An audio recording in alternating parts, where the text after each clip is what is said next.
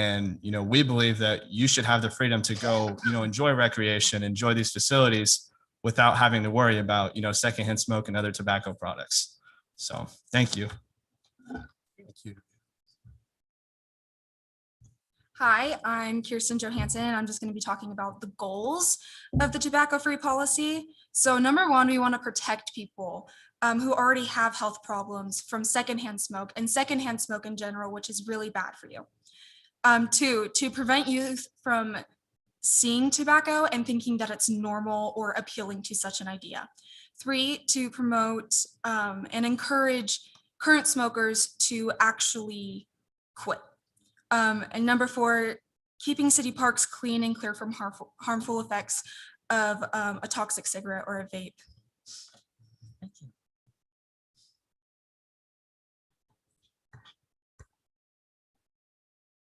Hey, I'm Jalen Reeves, and I am a junior at Pineview High School, and I'm talking about secondhand smoke and also passive vaping.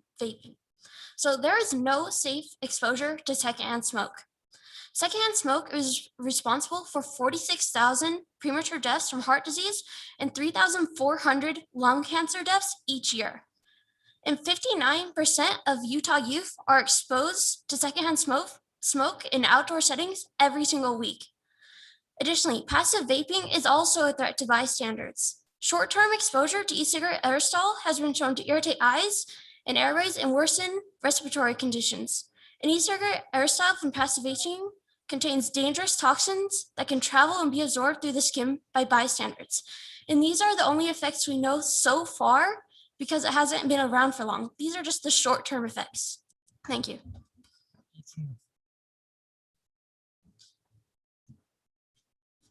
Okay, hi, I'm Jordan. I am the Snow Canyon Representative Chair. So I just like to first off say that this just add to what she was saying about the secondhand. So there's studies that have shown that the waste from cigarettes also contributes to secondhand. So the buds that you see on the ground and the empty cartilage from the vape containers aren't just litter, they're toxic waste, and they're found everywhere that your kids play. So that's kind of gross.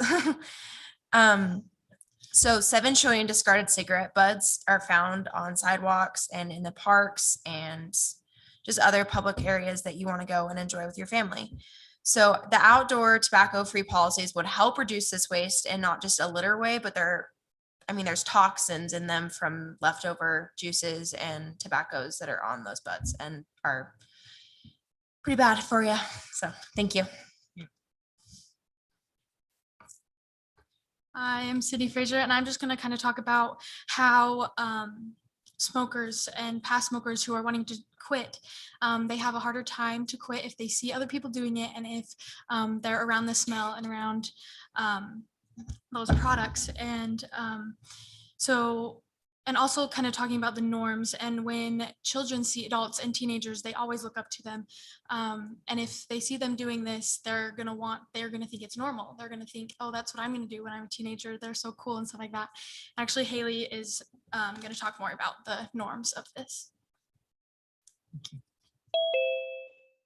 Hello, I'm Haley Jones, and I'm here to talk about the numbers and secondhand smoke facts.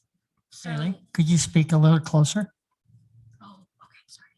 Yeah, thank you. Okay, I'm sorry. I'll be sorry. Hello, I'm Haley Jones, and I attend Snow Canyon High, and I'm here to talk about the secondhand smoke facts and numbers. Tobacco-free policies establish the community norm that tobacco is not used in an acceptable behavior for young people or adults within the entire community. 34% of the youth in Washington County vaped at parks and other outdoor recreation areas. Just last week, me and the coalition went to the Washington County parade, and we seen many people that were vaping around children that looked very young. They did not get to choose that choice, even if they do get sick from it, because they never even were able to like pick up a vape and choose. They were basically forced to. And I think that's very unfair.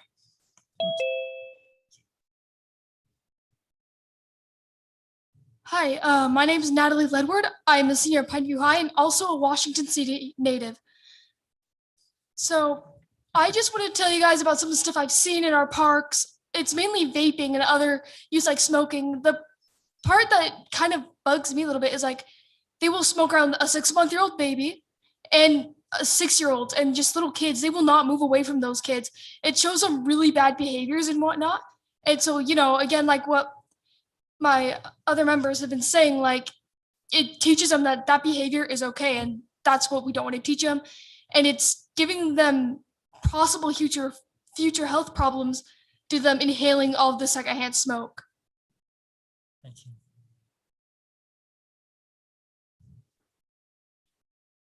Hi, I'm Vanessa Saucedo and I go to Snow Canyon High School. And I would just like to close this off by saying thank you so much for letting us come here and talk to you about this. Do you guys have any questions? I have one. Do we have a resolution or anything coming to us or?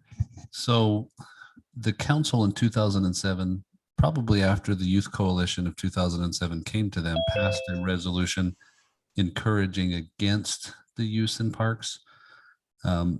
After the discussion tonight, if the council is willing, legal's recommendation is that we bring an ordinance that disallows use in public parks. Because since 07, there's just been more mechanisms of use and kind of more modern ways of using that youth especially, but all of our citizens are impacted by. And so the concept would be that we'd bring an ordinance that would amend the city's criminal code and make it a criminal action to use in public parks, because the council's already got a resolution that says we recommend against it, but the next step would be a Little prohibition. teeth into it. Mhm. But would you be including trails in that as well? Trails qualify within public parks, I believe. In the mayor's house. Mr. Sigmiller, would you refresh my memory on what the laws are regarding vape stores and the age for selling and what the expectation and distance in those are? That's all driven by state law. So Washington City doesn't regulate that. As you know, we've got a store in town that is licensed and sells vape products. And so we can't disallow those because we don't control private land, and zoning is what it is and commercial zoning is what it allows. But the city council certainly has discretion within the parks that it oversees for the city. What is the age? Age of The age what? for legal vaping? It's the age of majority. 18. Well, that's I guess 21. It's the 20. same age as for alcohol. One of the problems, and the coalition has identified that, is you don't have to look very far to find people under 21 that are vaping, right? And so in 07, the council's resolution really talked about cigarettes and cigarette butts. Mhm. And, the impact of the electronic cigarettes and vape cartridges and vape pens has kind of made cigarette butts look like a small deal, which is sad, but also true. Has there been studies done on the difference effect between vaping smoke and cigarette smoke? I've always thought that vaping smoke wasn't near as toxic, but I have no idea. Just me assuming. Coalition's probably We have ready to any- talk on that. Have any data on that? All right, yeah, so that's one of the things we talk about a lot when we go to the high schools. I guess there's that giant misconception, it's called a vape, so everyone thinks it's like water vapor, but it's an aerosol, so it's like sticky particles all up in the air. So when these people vape, like what they're really producing out there is just these things that will stick into people's clothes, they'll go into their skin, and obviously there's like the inhaling from those around them. So where it was originally thought, or it's even perceived a lot by people, that it's not as dangerous. There are a lot of issues with it because it is just as bad. So, yeah. Thank you very much. And thank you all so much for coming. Anything else? Mayor, could I just ask one question? Sure. I would just like to know some background and history of the coalition.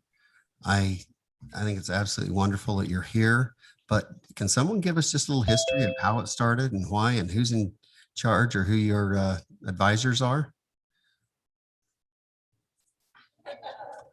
On the spot. I know, I put you on the spot.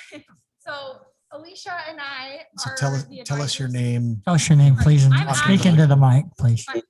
My name's Abigail White, and I work for Southwest Behavioral Health Center. And then Alicia is my partner at the health department. And we started this coalition 10 years ago. So it's been running for 10 years. I have been helping with the coalition for the last 3 years. And we, these kids are all from all different schools. So we have kids from all 7 high schools. And they are really educated on substances. So we focus on not only vapes, but we also do alcohol and marijuana prevention as well. And we have seniors, so we have high school students.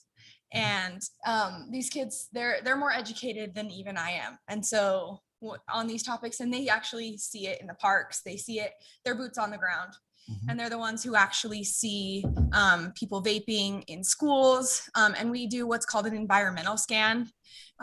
We did one last year at the schools, and they go out and they see where kids are vaping. So at the fair, we did one just barely this April, but we go every year and they scan and see how they take account of how many people are smoking, where they're smoking, the ages of the people that are smoking, and then we do a report. So is there any other like specific questions? Yes. If I could, oh, sorry, go ahead. Just one more. How, if we have youth that is interested in joining this coalition, would they sign up through their high school or contacting Southwest Health? So they can sign up on the public health department's website. We also have an Instagram account. That's what the kids are using. So we have an Instagram account that they can click on the link and apply, or they can work through their school counselors. So that's what we work through to get the kids. Yeah, just to have a question. First of all, I'm a little nervous about the secondhand smoke thing and all the damage that it does to you, because, you know, when I started working after high school, I was out around people that smoked all the time. In fact, in a vehicle with someone that smoked, but I don't know that I have any implications from that. But the question is, it appears that things have changed a little bit as far as the number of people smoking and who are around others that don't smoke. Do you have any, and maybe that's just my perception, do you have any kind of statistics or idea of if it has changed as far as the number of smokers? And anybody got any insight on that?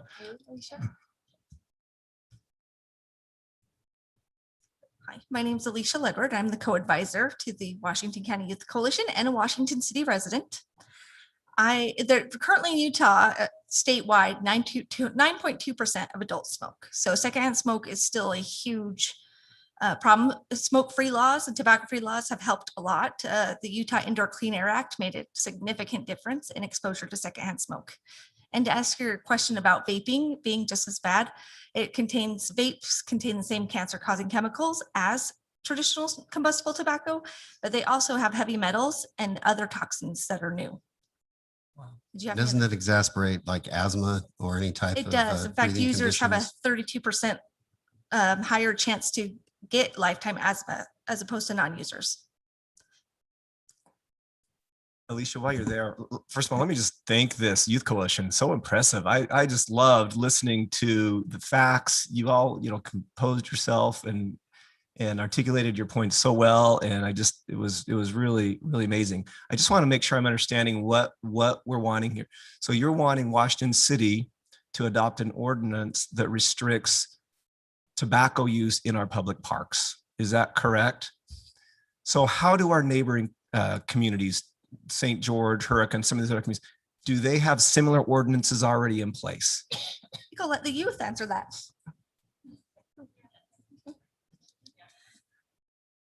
Mr. Yes, Nielsen. Yeah, there you go. Yes, they all do or not? So I'm Tanner Nielsen, and I actually helped write the ordinance that we're proposing tonight.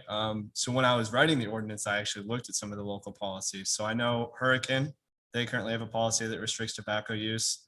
St. George also has a tobacco restriction policy. Ivins has one, and I think we're pretty much one of the only cities in the county right now that doesn't have a tobacco use restriction policy. So yeah. Thank you. I have one small thing I want to add. So I'm Jordan Yotes. The policy that we're adding also refers to the Utah state policy that defines tobacco, and that defines all of the like traditional smoking, and then it adds heated substances, vapes, pens, and all of that. So it'll include all of those, right? Right.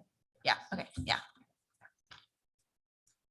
And so the concept would be Washington City wouldn't create their own definitions. We would just peg our restriction if the council passes it to the state law and the state definitions. And then, of course, there's some discretion from the prosecutor and the investigators as to whether citations are issued or how to handle problems when they arise. But right now, there can't be a citation issued under the current city's resolution. And if you pass an ordinance disallowing it, there could be, at least subject to the discretion of investigators and prosecutors. Thank you. Thank you again so much for coming. I know you want to stay in the whole night, but you're welcome to go if you need to go. So, Mayor, when would this come back in a couple of weeks, or how would you? So I think I'd like the council to indicate if they want it to come back in an ordinance, at least something that we'll prepare, and then you can discuss it in a regular meeting as to whether you want to pass it or not. okay. Good with that? Yeah, let's look at the ordinance. In preparation for tonight, I think that we'll track essentially what St. George has done. St. George passed an ordinance that had the identical whereas statements as our resolution from 07. And so very same basis, but they went ahead and amended their criminal code and made it an offense to use tobacco products as defined by state law in their parks. So the other thing I have is, do we need to first off update the resolution or just leave it as is and just do the ordinance? I'm going to suggest that we recall the resolution. We'll override it with an ordinance that's passed.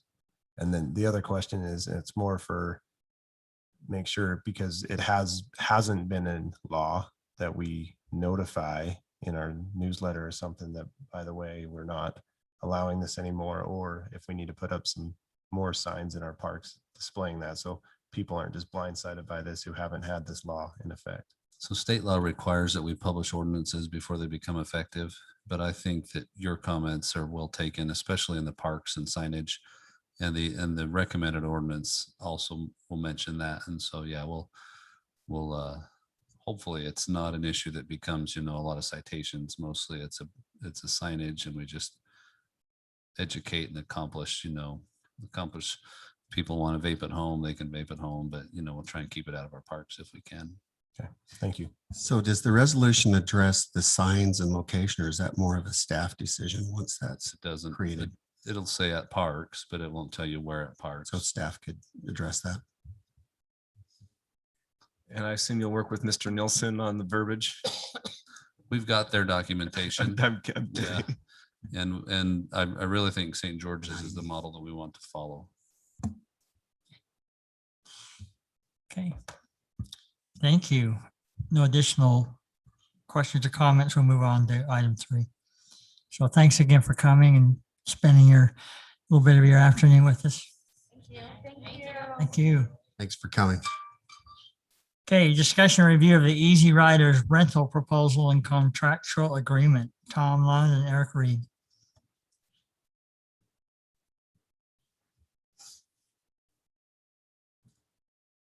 Hi, Mayor and City Council. Eric's a little under the weather, so it's just Tom. I'm Tom Lund, by the way.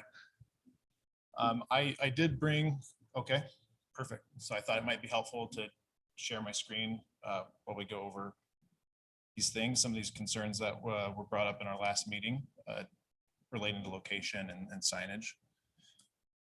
And so if we want to just get into the locations, the first site that we kind of had in mind was Sullivan Park. And so we've kind of called out 3 areas here where we thought our locker locations would work. Can you zoom up on those a little? It's just a big screen. Oh, there we go. Thank you. And so I assume we're all pretty familiar. These are just the 1 and 2 are along the path, the bike path there. And 3 is also along the bike path, but it's further up on the other side behind the dumpster there. There's a concrete pad. And so we've provided some mock-ups of what the first location looks like now with So are you asking to do all 3 locations, or there's 3 options? 3 options, or what? Okay. Those are 3 what we thought were viable. Okay. This is location 2, which was basically just on the other side of 1. And 3 on the concrete pad. And you can see that on the left there is the dumpster. So it'd be between the bike path and the parking lot. Is that an existing concrete pad? That concrete pad is there. And that has a picnic bench on it, right? It doesn't. It doesn't. That's So it should. looks like all the other ones and where they have garbage cans bolted down. We've went there and looked at it. The bolts have been ground down. I don't know the story behind that, but There used to be a bench there, but yeah. park staff moved it for some reason. That's fine. I'm just curious. It looks like that site 3 would be a little bit hidden with that. Because it looks like a concrete dumpster enclosure and it's a little further down the park. So it seems like it's easy to see from the trail, but not visible or obnoxious from the parking lot. It's kind of the idea. Can you go back to the site 1 or 2, either one of those? Yeah, I can do. So on those site, would you be improving the pathway out to that site? Yeah, I don't know what the city's policy for this kind of stuff is. We had kind of conceived that we could drop some chat down or whatever would make the area look nice. I'm Whatever's wondering, acceptable. I was thinking concrete, not chat. I'm not saying chat's not an option, but I know concrete's more money. We I just- could, at other sites where we've, that we're working with too, they don't always want us to drop concrete pads down. So we don't suggest that right away anymore. don't you, the riders, and I don't know, it's just trying to get a little insight here, but they go to one of the units, they open a door and then they get the bike out, they get their helmet, so they're there for 5 minutes, 10 minutes, getting prepped to ride. And I guess my question is how that might inhibit other uses of the park. Now, this one probably wouldn't be an issue and maybe the other one, but there was one that was along the pedestrian trail. And I'm just wondering if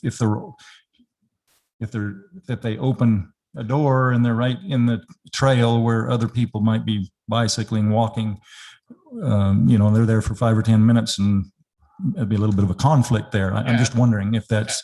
Absolutely. That there's potential for that. And if that's a concern, we can. Okay, certainly it's a adjust. concern. There was one I thought that had the path right in front of it. I think this one did at Yeah, that one right there. Sienna. Yeah. So, if they're backing bicycles out and, I can see them, milling around there, for lack of a better word, for a few minutes. And if there's something going on with people coming by, that could be a problem in my mind. Certainly. So Sienna Hills, we also found 3. So I don't know how the city council would like to approach this. Sullivan Park was where we'd kind of conceived of it. Following last meeting, we got the feeling that you'd like to see some options. So we went to a few different parks that we thought would be good. I don't know if you want to go through all of them or how the council would prefer to do that. Let's look at them. I mean, my personal opinion is we should try to one park first before we get out, but Absolutely. I'm not saying we shouldn't look at these and see if something catches our eye. And I like the idea that the Virgin River Trail is the most used trail, so it kind of makes sense down there. I agree. To start, but And Councilman Coates, if the council wants to expand it, other locations, you're probably also looking at a kind of a bid type process where you publish it, put it out for bid, and then the council would identify, we want this service at these locations, and and so if we're going to go broader than just kind of the one test site, I think that's the process we would follow. Okay, that makes sense.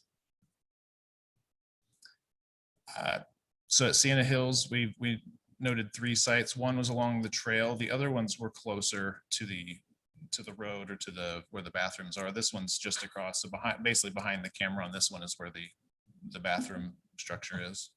There again, it's right along a walkway there. Same comment there. How does that affect other people there?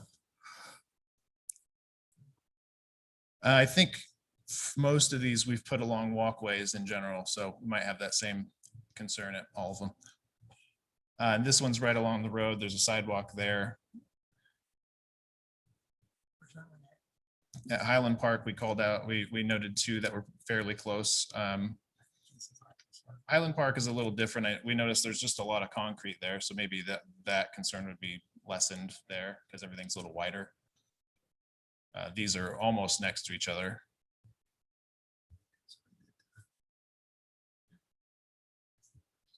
So the proposed fee that we're talking about is just the area of where the canister sits, right? And so that area only? That was the idea. If we needed to adjust that, we could. Canyon Park, I don't know how helpful the map is. That was the most recent. Should have called me. I would have got you a nice new aerial. I have one, so. Gotcha, okay. But I mean, it's, if you can kind of tell, it's right there along where the path is. So of this photo, just off to the left here is where the bathroom structure is and the monument stone and things.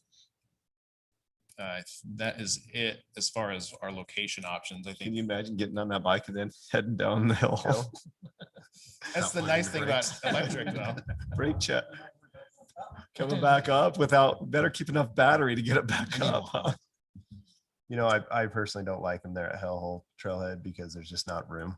It's pretty tight and I don't want you scarring up the hill trying to get those boxes in, and there's drainage concerns that go along that wash. So I think we also kind of agree. This was the one up in that direction that tied into the rest of it. no, and So ultimately, if we had more room, maybe in the apartment complex, you can talk them into putting them in there. So that might be an option.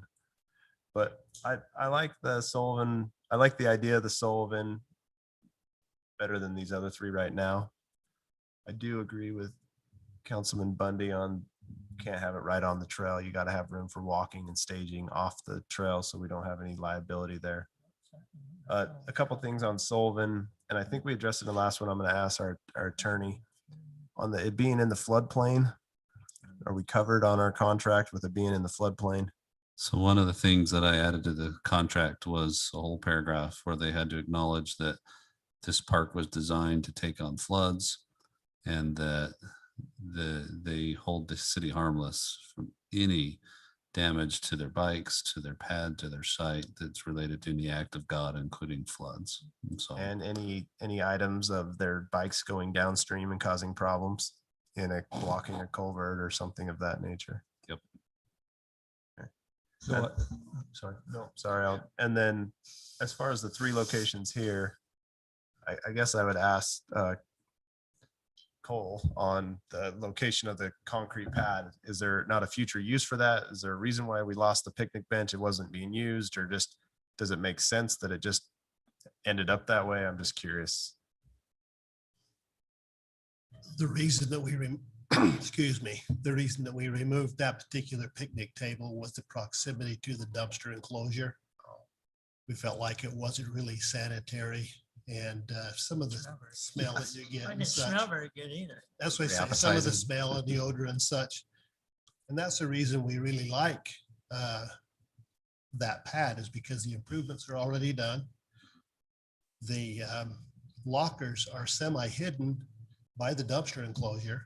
And we feel like there's enough room between the path and the lockers that it wouldn't impede any of the traffic. If we looked at options 1 or 2, there would be some improvements that we would need to make. And we're not in a position that we want to pour a lot of money into improvements. And that's the reason that we would want to go with the least expensive, but the most practical option. Yeah, and I agree with you. I don't think we want to put in, I mean, it would be on the applicant to improve those if he wanted those sites, if that was the only site. I do like 3. I mean, I have one other comment that it was an email that we got from a resident. I think we all got it, about the signage, and I thought it was a great idea of putting some bike safety rules on the trail, just as part of it, so they understand the rules of the trail with them being e-bikes. If I could just address that, our active transportation committee right now is working on trail guidelines, and we have some money as part of that committee that we plan to use. Once those guidelines are approved by you, the city council, we want to get signage along those trails as quickly as possible, but we're still working on that as a committee and plan to bring those guidelines, proposed guidelines forward for your discussion and approval. And then we will have money, and we're anxious to get signage up on the trails. Absolutely. Yeah, I just want one right next to these bikes. Yeah. And I think So- One right there to start. right there at the start, hey, here, you're picking this bike up, here's the rules. I mean, they might read them, they might not, but at least we can give an effort with how much busier that trail is getting over the years. We gotta, it's not as open as it used to be for sure. I agree. And we have to think safety first. Absolutely. Yeah. Cole, did you work with the applicant on these locations in the parks? Interestingly, Paul Walker, our park superintendent, and I had proposed a few prior to meeting 2 weeks ago, but we didn't feel prepared to throw them up on the screen for you. And so we didn't do that. As I met with Tom and Eric following last week's meeting, we were going to meet up, Paul and I, with Tom and Eric, and look at locations. Before we could do that, Tom and Eric already went out and presented these locations to Paul and I. And so really in order of preference, Sullivan Park being number 1, Sienna Hills being number 2, Highland and Canyon. We just wanted to have potential options, but I agree. I think there are some red flags with those 2 locations. Sullivan seems to be the most logical. So yes, we did work closely with the applicants. Thank you. Any additional questions or comments? Yeah. Did you have a- Yeah, last meeting, we talked about the insurance. It didn't appear that, at least in what I saw, maybe I'm wrong, that it got changed from the from the 1 million aggregate to the 2 million aggregate. Do you know right offhand? Go. Maybe I just don't have the latest one, but okay. As long as it's been addressed, that's. Unfortunately, I did not include that as part of the packet, so I apologize. But you're aware of it, and it would need to be. And we addressed it, and it does meet city policy and city. Okay. Yeah. Okay, very good. Any additional questions? Be a 1-year contract, right? Or we did 18 months. It's 18 months, and if you don't elect to terminate it, it renews automatically. And so If we don't elect to you have to give cancel it? notice of intent to terminate. And then if you don't, it'll renew automatically. Can we put that it has to come back for a review in 18 months? Sure. I thought we had revised that so it needed to be agreed upon by the city. What Councilman Coates is saying, you want the council to review it in 18 months, right? Yeah, I just want it to come back. I'd like to know numbers and see how it's been a success. Yeah, it doesn't for our say that, parks. but we can put that in there. So I just want to make sure that we're not, because sometimes we have a lot of stuff going on. I want to make sure we don't forget about it. And I would hate to it not be successful and it not work for everybody on both sides. So I just want to review in 18 months. Is what And I'm we thinking. maybe we build in something like at 15 months so that, you haven't let the contract terminate when you're starting to reconsider it, so that, there's a little bit of a grace period there when the bikes, if the council decides that it's not a good fit, that, they finish the term at least. The contractual agreement actually states 60 days. We would need to give notification to Easy Rider Rentals if we chose not to extend that agreement. So it would need to come prior to the 18 months mark. We'll need probably. to, yeah, right now it says you have to give notice 60 days before expiration. Right. And if you don't, then it renews. And so what we'll do is we'll just write into there that it has a council review at 15 or 16 months, whatever makes sense to the council. And then after that, there need to be a new contract essentially agreed to. And my guess is after a test period, the council will know whether they want to make it longer term or whatever else they want to do. Yeah, I just express my agreement with that idea of coming back to the council so we know what's happening with it, and staff, of course, will be watching it, I'm sure. But it would be well for us to know, or the council to know, what is happening with it. So I think that's a good idea. Okay. All right, thanks, Tom. Thank you. Okay. I don't mean to extend the No, no, you're conversation. okay. And other items that you asked Tom to address, that is in this second proposal, is the signage associated with those lockers. I know they're in your packets, and maybe you don't have any concerns with the approval of the signage that they are proposing.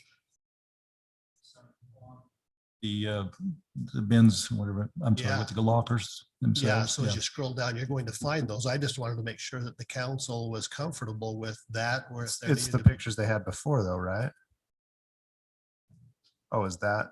Oh, I guess I misunderstood. That. I thought it was the same bike locker one that they had in the proposal here. No, it's not. That's why I'm bringing it to your attention, Oh, Councilman, is I like there's a, that. there's a side. Because I think there were some concerns with the one in the Mm-hmm. last meeting, and that's the reason Yeah, they've that's come up with a different design. Maybe you like the original, maybe you like this one better. No, I personally like this one better. I just assumed one side would have one and maybe the other side might have the other, but this one's not as obtrusive, I guess. Okay, that's why I wanted to just bring it to your attention that that had been addressed as The- well. Did And you have a the, comment and the on that boxes one? are tan, right? I mean, we keep seeing tan. That kind of They- matches the colors of the park. So I just- Absolutely. They will be. And then I like the idea of also having maybe one side is this and one side is the rules, or if there's a separate sign, I think we're completely open to that. I think we'll get a different sign once we have the rules established from, Okay. that we have budget for as a city, and the city would do that, right, Cole? So the city would put one there. I just think it makes sense once those are ready. There was just one other item at the end of this was just Wi-Fi access. If the city is open to it, our process can work without Wi-Fi. But if there was a plug that we could plug into to give our boxes Wi-Fi, it would be better for us and it would be better for the customer. It would be a better experience all around. So I don't know what form this would take, whether it be a separate agreement or an addendum to the lease agreement. But this is the device we use to supply Wi-Fi to these locks. I've given the power breakdown of what the actual cost is. If the city council is open to it, we could pay an amount over that or whatever, just so we could have this device plugged in and maybe in the utility room. I don't know really what it looks like yet. So you're talking about a hardwire to our electrical system, not like solar. You're saying, Set you're up saying a- in the restroom, and then you'd have to put it in that first restroom there. Is it, I mean, it looks Somewhere. from the outside, I don't know what it really is. It looks like there's a utility closet in the back. So if there's It's a plug pump house. Oh, is it? So it's just a pump house, and it has all the other utility stuff in it. Just like that. As long as you pay us $2.53. So we could pay $5. I'll pay you double the rate for it. Councilman Coates will pay that out of his council salary, right? I didn't commit to that. It sounds like Jeremy's gonna pay for it out of his salary. No, I don't see a problem with it. I think it makes sense as long as it works. I mean, it's, Okay. as long as Rick confirms these numbers are right, I'm sure it's nothing. I did consult an electrical engineer. I guess I heard two things though. He's asking whether we have Wi-Fi available that we would license at that location. I know that there's some form of, I don't think we should use the city's Wi-Fi. I think they should get their own. and so we But they're would more just than welcome to put their own Wi-Fi box, and we just supply the power. give them access to a power source. But if you have issues, you're gonna have to coordinate with park staff to get in there because we won't give you access to the building. Could it be mounted externally? Is there an external I don't weather wanna- resistant? I don't want to look at it. I think it should just be hidden in the building like our Wi-Fi is. For a time, we had Wi-Fi access when we were running the concessions as a city. But when that went to private contract, we do not have that service currently at that location. So if they're asking for that, the city does not currently have that service available to you.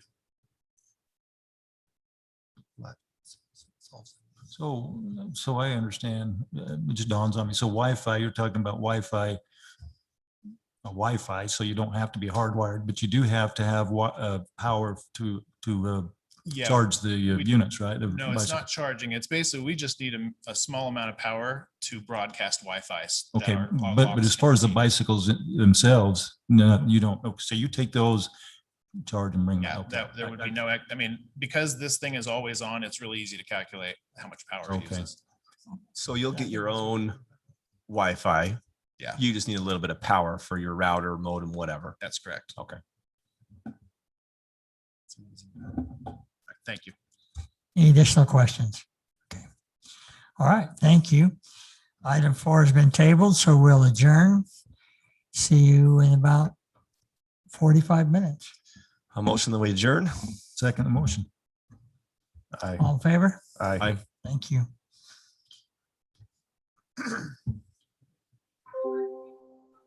Yeah, we should. Okay. Where are you, 30 or 29? Great. Did you?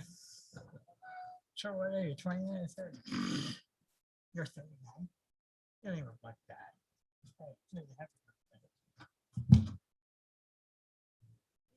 birthday. You're good.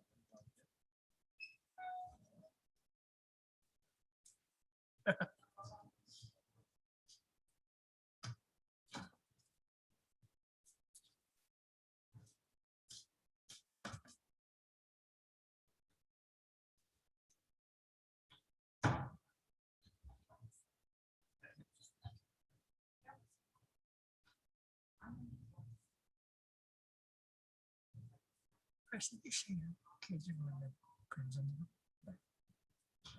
She like, does she like it? Oh, it's a great school. Is it? I like Rusty. I don't know if you've met Rusty. Teachers, part of his staff, so we were very used to them. Oh. Oh, he was at Desert Hills? Oh, I didn't know that.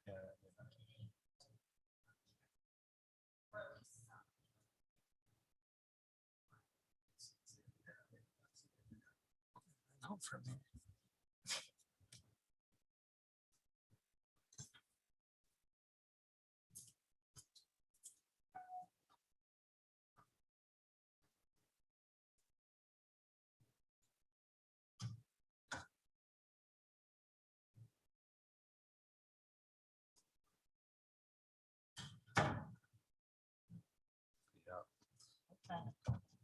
Solve it all.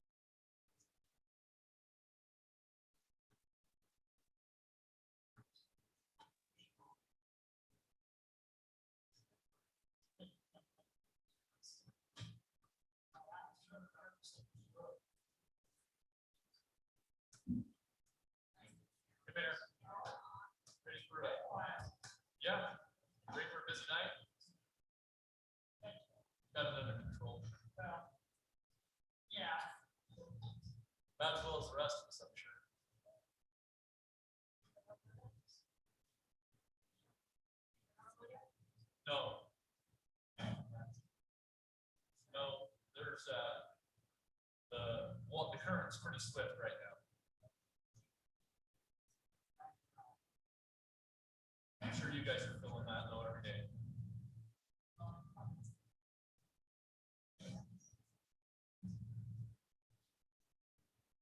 I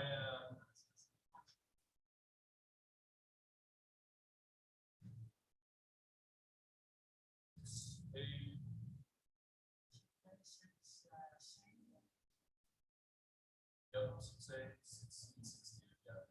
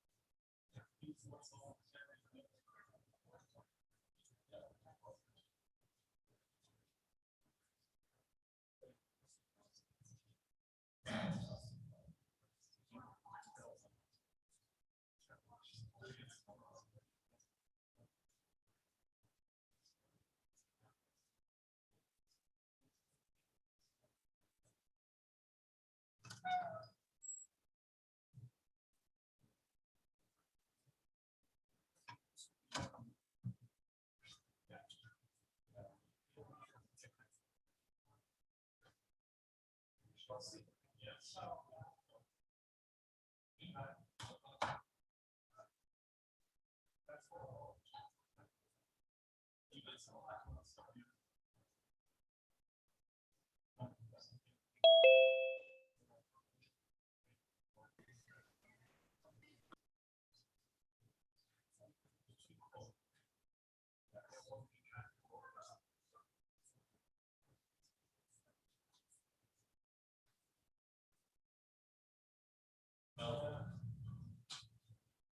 Yeah, you probably take your time.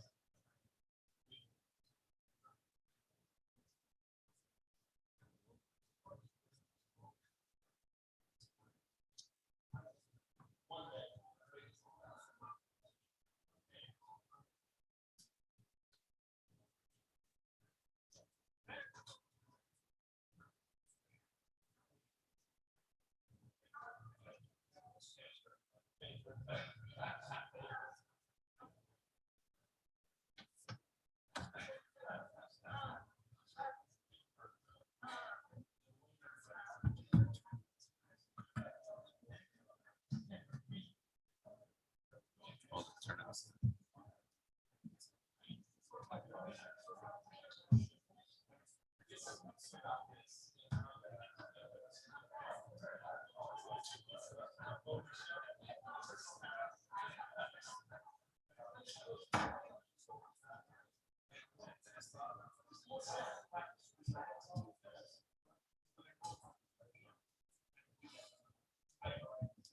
I'm good on water.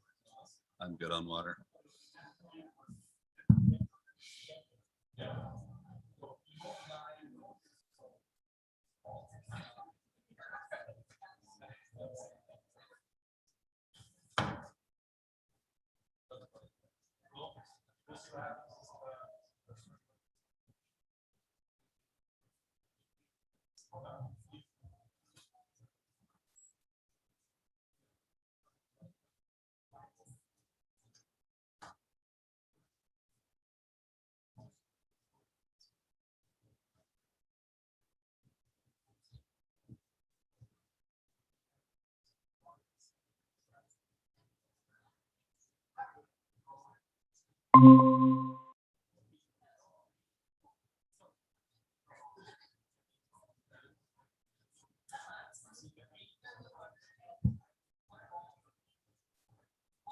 That's in these 2 hours tonight.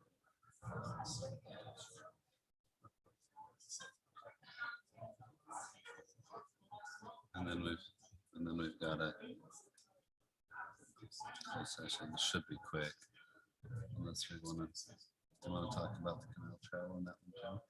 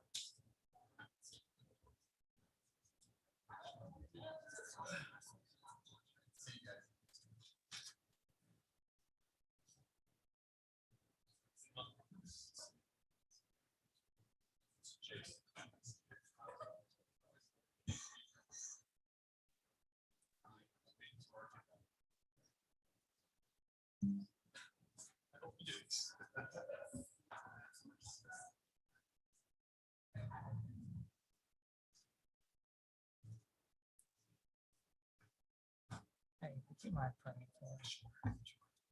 Would you lead us in the pledge? Sure. Do you happen to have the lineup for? Would you announce that? Would you announce that?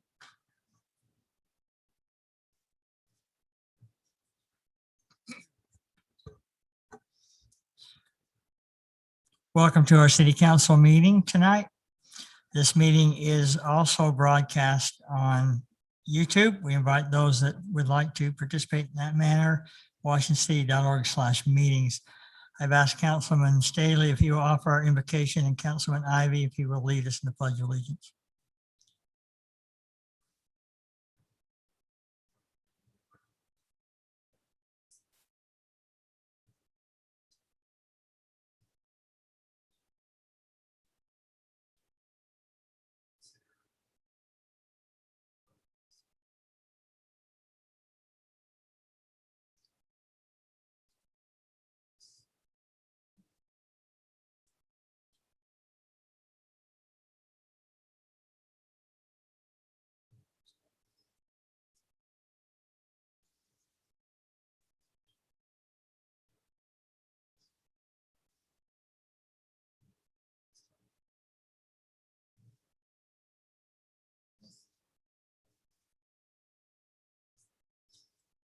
Amen. Thank you. Will you please stand and repeat after me? I pledge allegiance to the flag of the United States of America and to the republic for which it stands, one nation under God, indivisible, with liberty and justice for all. Thank you, gentlemen. Move on to item 1, approval of the agenda. We do need to table 8B. Mayor, if there's no further discussion, I will motion that we approve the agenda as outlined, striking item 8B. Mayor, I can second that. Motion and second, all in favor? Aye. Thank you. Announcements. We have 3 lovely ladies here. If you'd come on up, please. This is our new 2021 Washington City royalty. If you wouldn't mind, state your name, I'm parents, My parents. in 20 minutes worth of whatever you want to. Okay. I'm Kira Johnson. I am Miss Washington City 2021. I am 17 and I go to Crimson Cliffs High School. We are missing our Miss Spirit today. She wasn't able to make it, but that is Taylor Hughes. She is 16 and goes to Pineview High School. And your parents are? Shauna and Shauna Johnson. Okay, thank you. And they're great neighbors, by the way, Mayor. Hi, I'm Sydney Van Wagner. I'm the first attendant this year. My parents' names are Farron and Lori Van Wagner, and I do online school this year at Mountain Heights Academy. So, Thank you. Hi, I'm Lauren Pratt. I am your first attendant this year. My parents are John and April Pratt, and I'm 17 and I go to Crimson High School. Well, we're glad to have you. Are you planning on helping cook pancakes Saturday? Oh, yes. Okay, do you know where to go? Okay, Razor Ridge Park, 7 o'clock. Thank you so much and congratulations. Thank you. They represent us well, Mayor. They were over at the county fair and working hard to keep up with everything. Thank you. We do have our Cotton Day celebration coming this week, starting Saturday with the Ironman. I've asked Councilman Staley to look up the itinerary if you wouldn't mind and share that. So the Historical Society Fireside is on May 2nd at 6 p.m. And that is at the museum, the old school. The Junior Rodeo is May 4th at 5 p.m. at the Posse or Mill Creek Ranch. On May 7th at 6 p.m. is the movie in the park. And that's right here at Veterans. Let's see here. On May 7th, also that evening, it looks like there's a Historical Society night. And there will be, it's an ice cream social. There's wagon rides and tours of the Covington home. So that's after the movie in the park. May 8th, that morning at 7 a.m. is the Lions Club breakfast.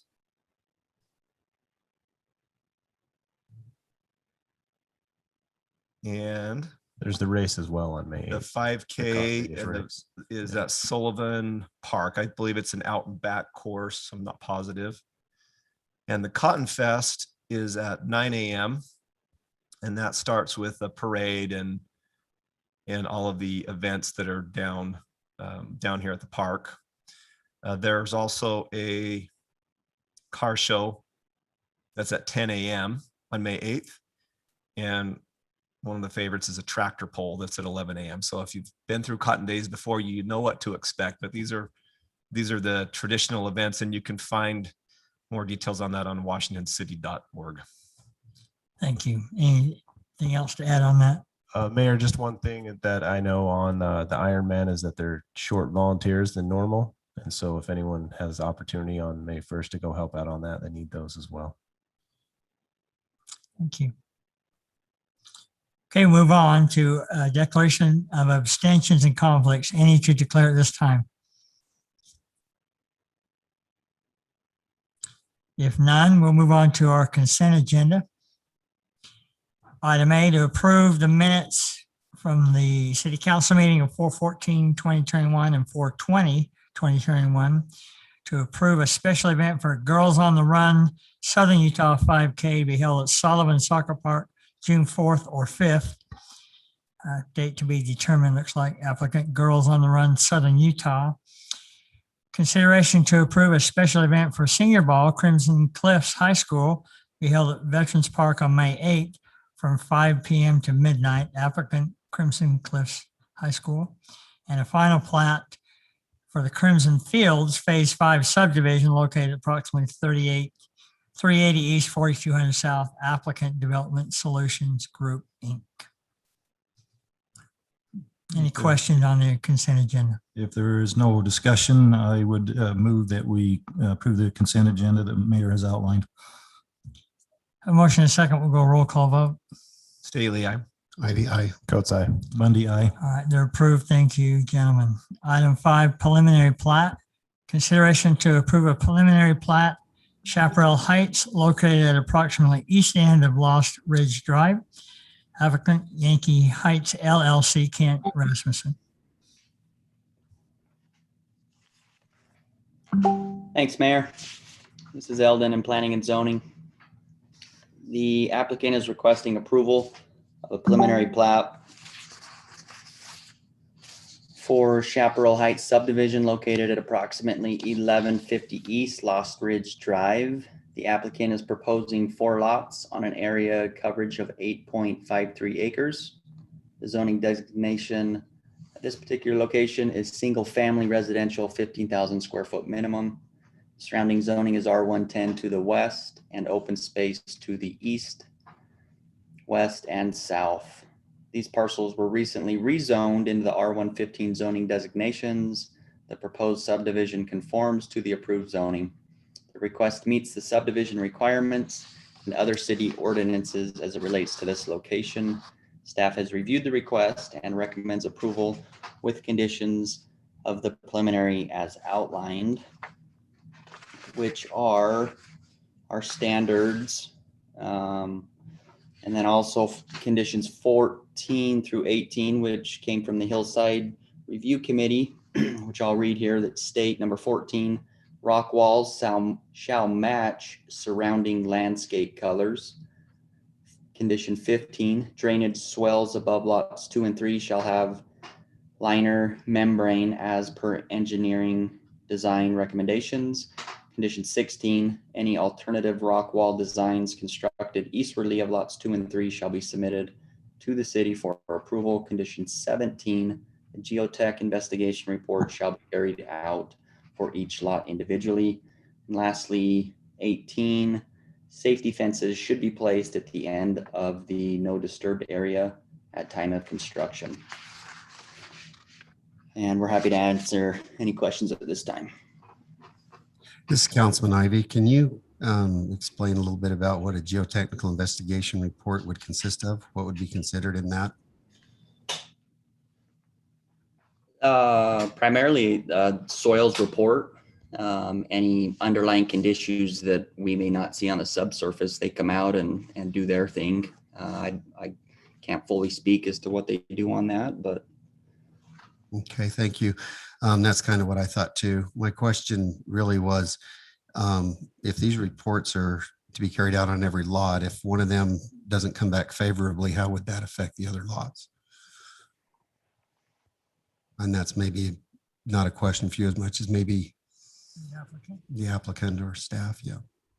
I do know each lot is required to have their own report. So it's lot specific. If one is favorable versus the other lot not being favorable, one lot's gonna have to comply with its own report, if that makes sense. So typically they have a geotech for the entire thing, and then they'll have a final grading report for each lot after it's constructed. Correct. You're asking. So I had a question on, if you're done, Councilman. Yes, I am. Item 16, it says or 15 and 16 talk about the swells on lot 2 and 3. I also think we need to include lot 4 because the drainage swells runs along the south edge of lot 4 and the open space. I just wanted to be clear that the drainage is one of my biggest concerns on this aspect. So I just want to make sure that we have the appropriate tools for our staff to review that. So can we add lot 4 to that is my request.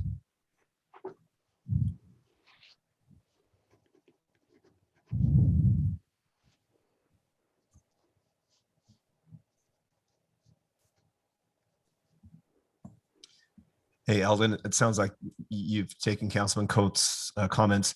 Can you just speak a little bit to the involvement of the Hillside Committee and what their process was and what their recommendation is?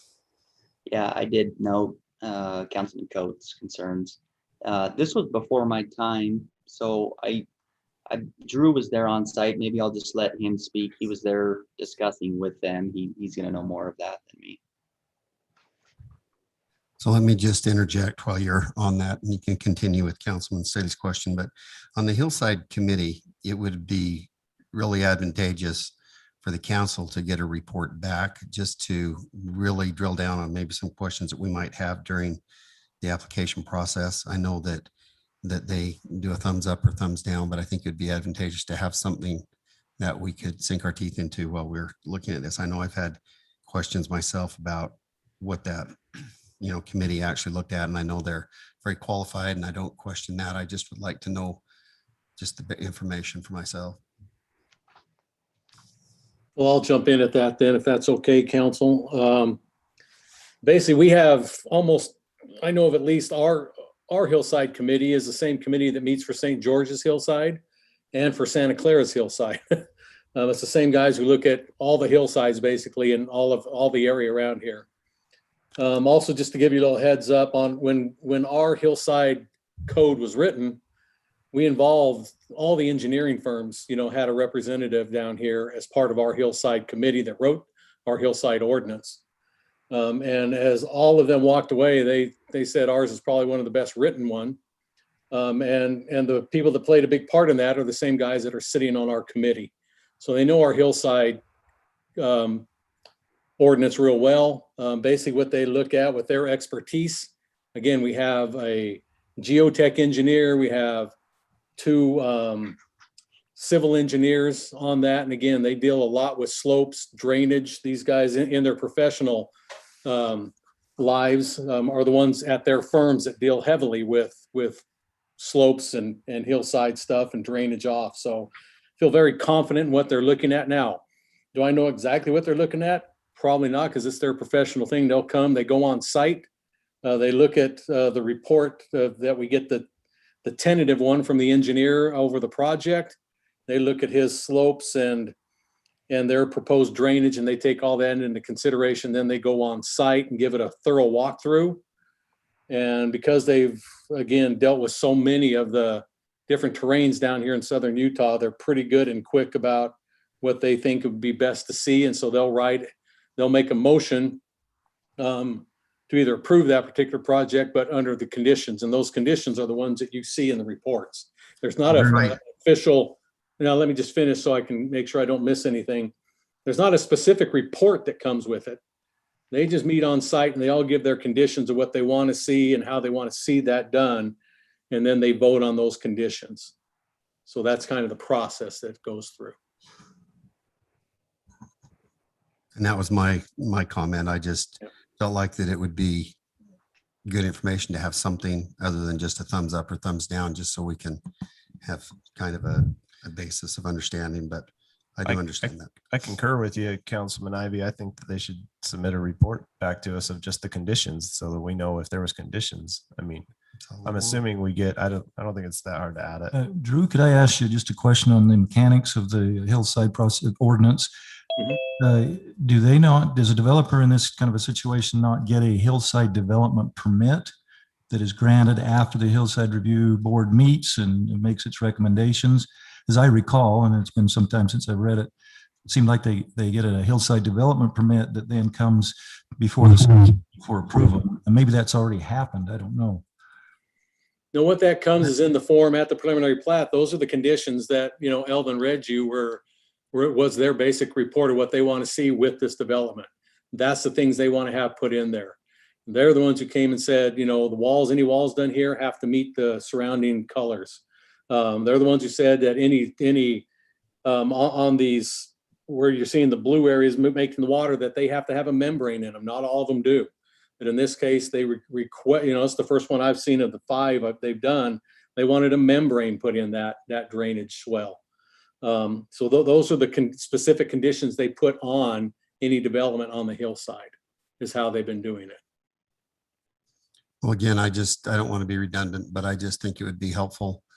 Our soils are tricky here. We have expansive soil, we have dissolvable soil, or soluble soil, I mean. So, it's just going forward. I just think it would be something that if we could just have something that lists the conditions and situation for that, I would feel good about that. But maybe that's something that staff can work on and see if there's a way to do that and bring it back. So another item I had is that how are we going to maintain these ditches? We need to have an easement along lots 2 and 3 and 4 to get access to maintain these ditches. Now I know the city won't be maintaining them, but in an emergency, we might have to. So sounds like Rick's coming up to explain to us. Evening, council. My name is Rick with Bush and Gudgel. I'm the engineer on the project, and the intent is just the homeowner would maintain those ditches. They're the primary beneficiary of the use of the ditches, so it'd be on their responsibility to maintain them. But I think my concern is that what if they fell and potentially flood the neighbors to the west? And if they're not properly maintained, you got to have easements there so that if the city has to go in and fix it, because they aren't fixing it, and then assess the damages to the property owners, we should be able to make sure that there no structures are in the way and cause problems along those drainage ditches. That's, I guess, what I'm asking. Yeah. So I'd I mean, recommend at least a public utility easement or a public drainage Yeah, easement. we could look at doing an easement there, and then, but the intent of maintenance anyway would be on the property owner, Yeah. on the homeowner. Yeah. Right. It's just conveying all that water from the hillside to the east. So Yeah. In reality, it's not a lot of water coming off of there. There's not a big contributing area coming from the hillside there, but I mean, it is a concern and we should look at it, right? So I think that's what I would request, is that we add a condition for final plat to show those easements on that drainage.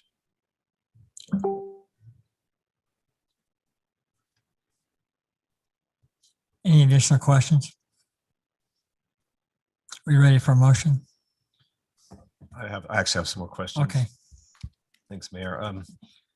So I see to the west, Chaparral Phase 4, Chaparral Phase 5. Is this Phase 6? yeah, Chaparral Ridge was a separate subdivision. It was done and platted and preliminary plat, 15 years ago or something like that. It was a long time ago, maybe 20 years ago. And so this is this completely separate parcel. The Chaparral name kind of got carried over, but it's Chaparral Heights instead of Chaparral Ridge.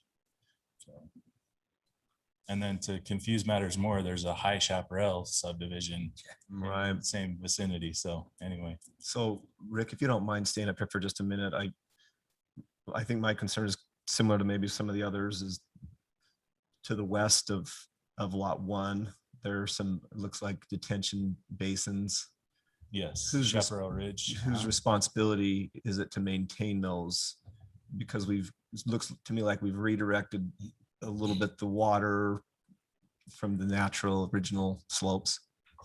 Yeah, actually the water that's going to those ponds is actually going to be less with this subdivision than is going there now. Just because of how things are lining out, because of how things are being directed. But to answer your first question, those detention ponds are part of the Chaparral Ridge, subdivision, and they're maintained by that HOA. And so it's part of your Which will- design to have water drain into those detention basins? Yep. Is there an agreement to do that, or is that just customary to do that? An agreement to drain into there? Yeah, is that the way it normally happens, or? Well, that's just where water's been going for, I don't know, does that answer your question? I don't understand the They're question. not what I'm dumping thinking- water from the subdivision into that existing So detention. the water from your subdivision is not going into those ponds? Oh, Is that what you're? okay. No, yeah, so it's actually offsite water that we're diverting around with those blue drainage swales around the subdivision to get into there. So really the only thing that's going into the Phase 4 detention pond will be offsite water. And all of the onsite water will actually be diverted towards the street. And then there's a detention pond on the bottom of the screen right there that will be for the Chaparral Heights And development. that's how you maintain your LID is with- LID and detention in that Okay. pond there. Mhm. Can you talk a little bit to the height of those walls? Yeah, so the hillside code allows for 10-foot high retaining walls. And so we're doing 10 foot and then stepping them back I believe it's 5 feet, 6 feet, something like that, 7 feet total maybe. And then going another, I believe there's a maximum in that spot on lot 1 of maybe 30 or 40 feet. I can't remember what the max height there is, but anyway, yeah, it's right there by the pond, the phase 4 pond. So are you saying that lot 4 then would be a 20-foot elevation change between Chaparral phase 5 and lot 4? Is that the no, two but courses? or yeah, is that- yeah. So that's a 20, that's 70 down to, I believe those are 40 is the elevation there. So I think it's a 30-foot elevation change. And then between lot 4 and 3, That's 15. It's like 15 feet, 70 to 85. and then can you also speak to the wall and then the transition into the hillside east of lots 2 and 3? Yep. So there'll be 2 tiers of retaining wall there. And then it'll go up at a 2-to-1 slope to the property line there. And that slope area has been a concern about scarring in that area. And we're just going to treat that so that it blends in with the natural landscape surrounding, so. Can we stand scarring just a little bit? So obviously this was a situation where there was existing scarring, right? Because of prior development. And so in some respects, well, not ideal, this would clean things up. And maybe this is the applicant's is a better one to answer this, but just south of those lots, will that tie in to kind of clean up the scarring along the south side of your other project there, Kent? Yeah, on that south end where the green is, that actually drops down into native. It drops, excuse me. That actually drops down to native and it drops down to basically the lot levels there.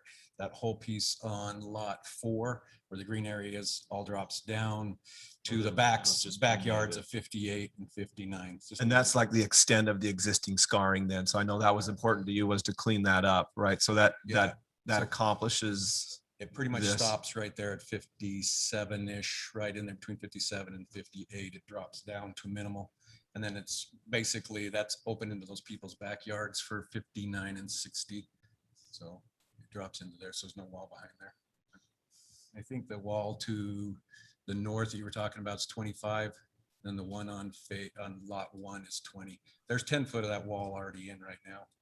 So there's a 10-foot piece already, 10-foot height piece already in across there. So the HOA for Chaparral Heights will be just the 4 lots essentially. Oh, it actually ties into the others. It has been, there was the attorney put amendment together to tie it into the rest of them. So they're all contiguous. So It's is that two right? two subdivisions, but 1 HOA. That's Okay. right. Okay. Yep, that's right. So everybody then who lives within those 2 subdivisions, who's part of the HOA, they'll collectively be responsible to maintain the drainage and the access to the drainage. Is that right? Yeah. Oh, yeah. You're talking about like. Yeah, I'm talking down below to the west, Uh-huh. the northwest. On the phase 4 drainage, is that what you're talking about? Mhm. Yeah, there's already an access to that. Yeah, it's kind to of that area. Yep. It's a rock in drainage between those channel is block what it walls. is. But, And just to step back on that scarring, what you were talking about, this will take care of all that existing scarring. One of the things that the Hillside Committee was worried about and that they brought up, and I think you brought it up too, right, Councilman Coates, is that are we just pushing one scar further up the hill kind of a thing, right? And one of the things I've been always impressed about Kent is he wants to get things done right, and so when this is done, it's not going to be a scar that's going to be burdening the city from now on, so. Rock right now is hard to get and it's really hard to get. I have secured the rock for this. It's coming from Leeds. It matches phase 5. It's the same rock all the way up through. And he said he's got a machine sitting on it trying to hold it there to keep it so that it all blends all the way up with the piece up above. That's the riprap piece. It'll all be the same color all the way up from phase 5 all the way up through. And I just have one probably last question here. This is for you, Rick. You're an engineer, right? With Bush and Gudgeon. So you'll put your name and your stamp on these walls? Yep. Well, Wayne will be designing the walls themselves, but yeah, my design includes the grading, what the height of the elevations of the walls and everything. As far as the design, like how much of the, fabric you need behind the walls and all that, that's Wayne. That's AGEC, right? Yeah. So in his, as I look at these cross sections, in his report, I think he probably shows those steps, those set from wall to wall that you're talking about in his report. He has sections in there. Okay. And on lot 4, just FYI, from about halfway through to the south of that lot, that soil is so rigid that it doesn't even need mesh. It literally, that cut has been there for 18 years and not sloughed. And it is, so that piece is so rigid, we put a rock face across it, but it doesn't need the mesh to tie it in. A little further to the north it does, but that's literally how solid that mountain is. In fact, the lots down below, we've had to over-X them a couple feet so that the plumbers can get in and get their machines in, because the soil's literally that rigid right there. You done? So just one last question. I remember when we had our public hearing, there was a young man here that owns a lot beneath this. And he talked to the concern that he had, that if those walls ever failed, what could happen. And I appreciate your experts in what you do. You understand it well. You've done it, you've had success. And this might seem a little outlandish, but it's not to me. If we had a minor earthquake, what would be the rating for those walls?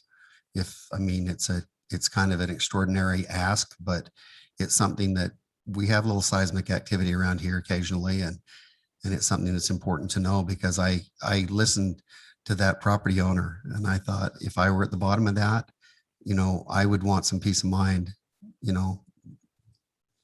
So to answer your question straight, I don't know what the rating is because I'm not a seismic expert, but I can tell you that the soil behind the wall is what holds everything up.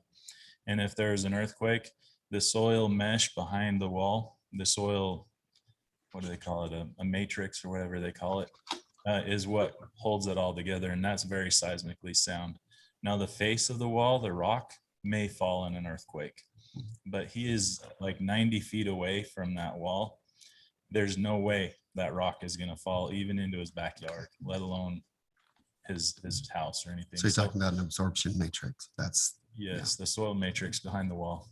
Okay, that answers. I understand that's a tough ask, but I just feel a little better about it now that we've discussed it. And typically in those geotechnical reports, they do address seismic action, and they have some data there that none of us probably understand but them, but they do address that. And so, there again, Wayne Rogers, I assumed is AGC, will be the one that's going to stand behind that.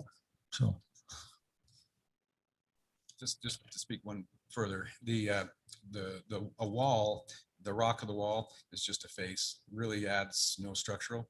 The structural is all in the geogrid. You can pull the wall down and the mountain will still stand, the dirt will still stand, because it's all in the layers of geogrid and how far it goes back. And that's what Rick was talking about. That's the structure of the soil there, is the geogrid, not actually the rock wall.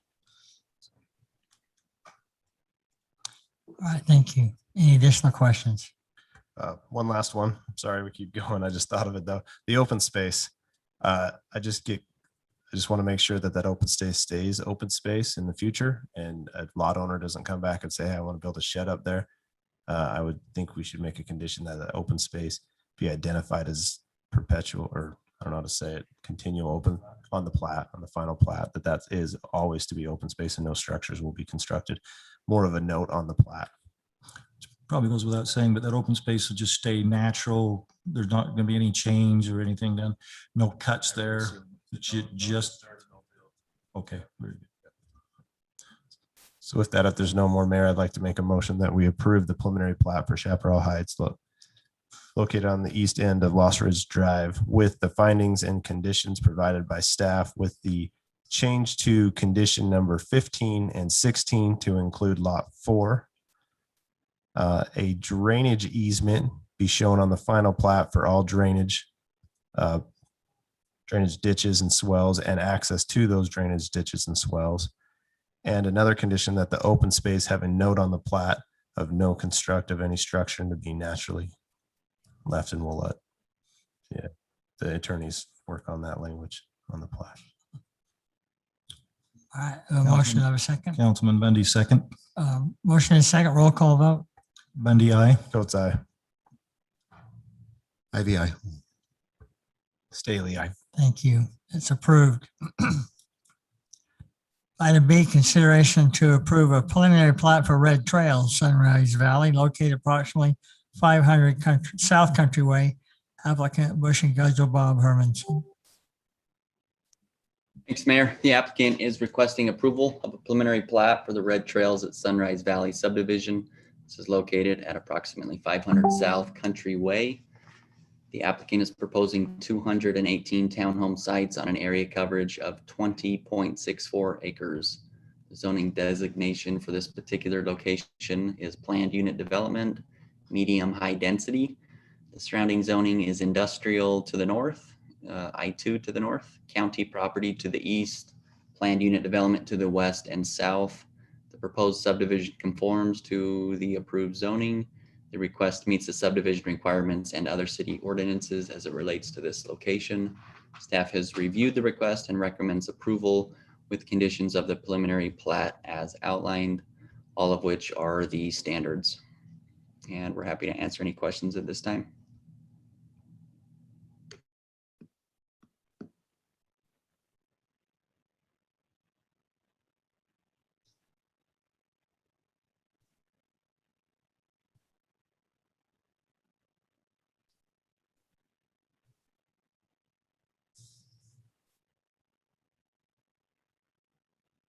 Mayor, if there's no questions, I'm ready to make a motion. All right, I'll make a motion. We approve the preliminary plat for Red Trails at Sunrise Valley, located at approximately 500 South and Country Way, with the findings and conditions provided by staff. Mayor, I can second that motion. thank you. Motion and second, roll call vote. Staley, aye. Ivy, aye. Coates, aye. Bundy, aye. That is approved. Move on to our public hearings. 6A, public hearing for consideration to approve zone change request Z-21-08. Request to change the present zone from agricultural 20-acre lot minimum, a 20-use service commercial C2, located approximately 3650 South Washington Fields Road. Applicant Neil Walter. Thank you, Mayor. As stated, the applicant's requesting approval of change of zoning for approximately 9.35 acres. This requested change is from, as stated, the current Ag 20 designation to a proposed service commercial C2 zoning district. The C2 request is for the purpose of developing the 9.35 acres into commercial development. This particular location has a general plan use designation of community commercial. The surrounding zoning to this parcel is A20 to the northeast, south, and west. This particular intersection has been planned for and designed and designated as a commercial center in the southern portion of the city for well over 20 years. Growth in the area is now making this a reality. Staff has no concerns with the proposed zone change as outlined. Planning Commission reviewed the request in a public hearing at their April 7th, 2021 meeting. The Planning Commission unanimously recommended approval of Z-21-08 for the zone change request from Ag 20 to the proposed service commercial C2 on view of the City Council, and that's based on the findings in your report. I'll be glad to answer any question that the council has before they go into their public hearing.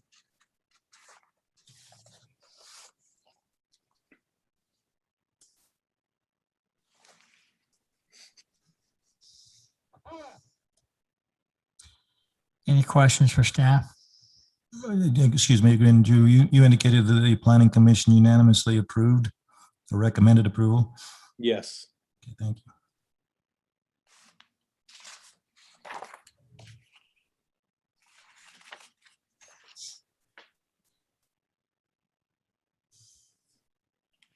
If there are no questions for staff, this is a public hearing.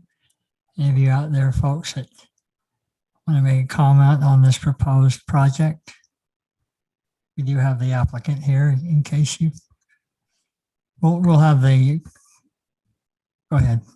My name is Neil Walter. I'm the applicant. I just wanted to note that I am here and available for any questions from the council. Thank you, Mayor. Thank you.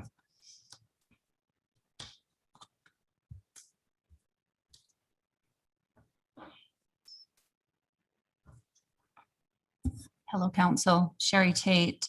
I just want to get some clarity because I've been reading through all the general plan, which I was actually a part of that planning. And I just want to get some clarity on when I'm looking at the general plan and I'm looking at service commercial, I'm seeing community commercial, I'm seeing regional commercial on a general plan. So and then under the community, I'm seeing C2, C3, and under regional, I'm seeing C2. So are we talking C2 shopping centers and large commercial centers servicing the regional area? Or are we talking large range commercial uses, including mixed residential above commercial?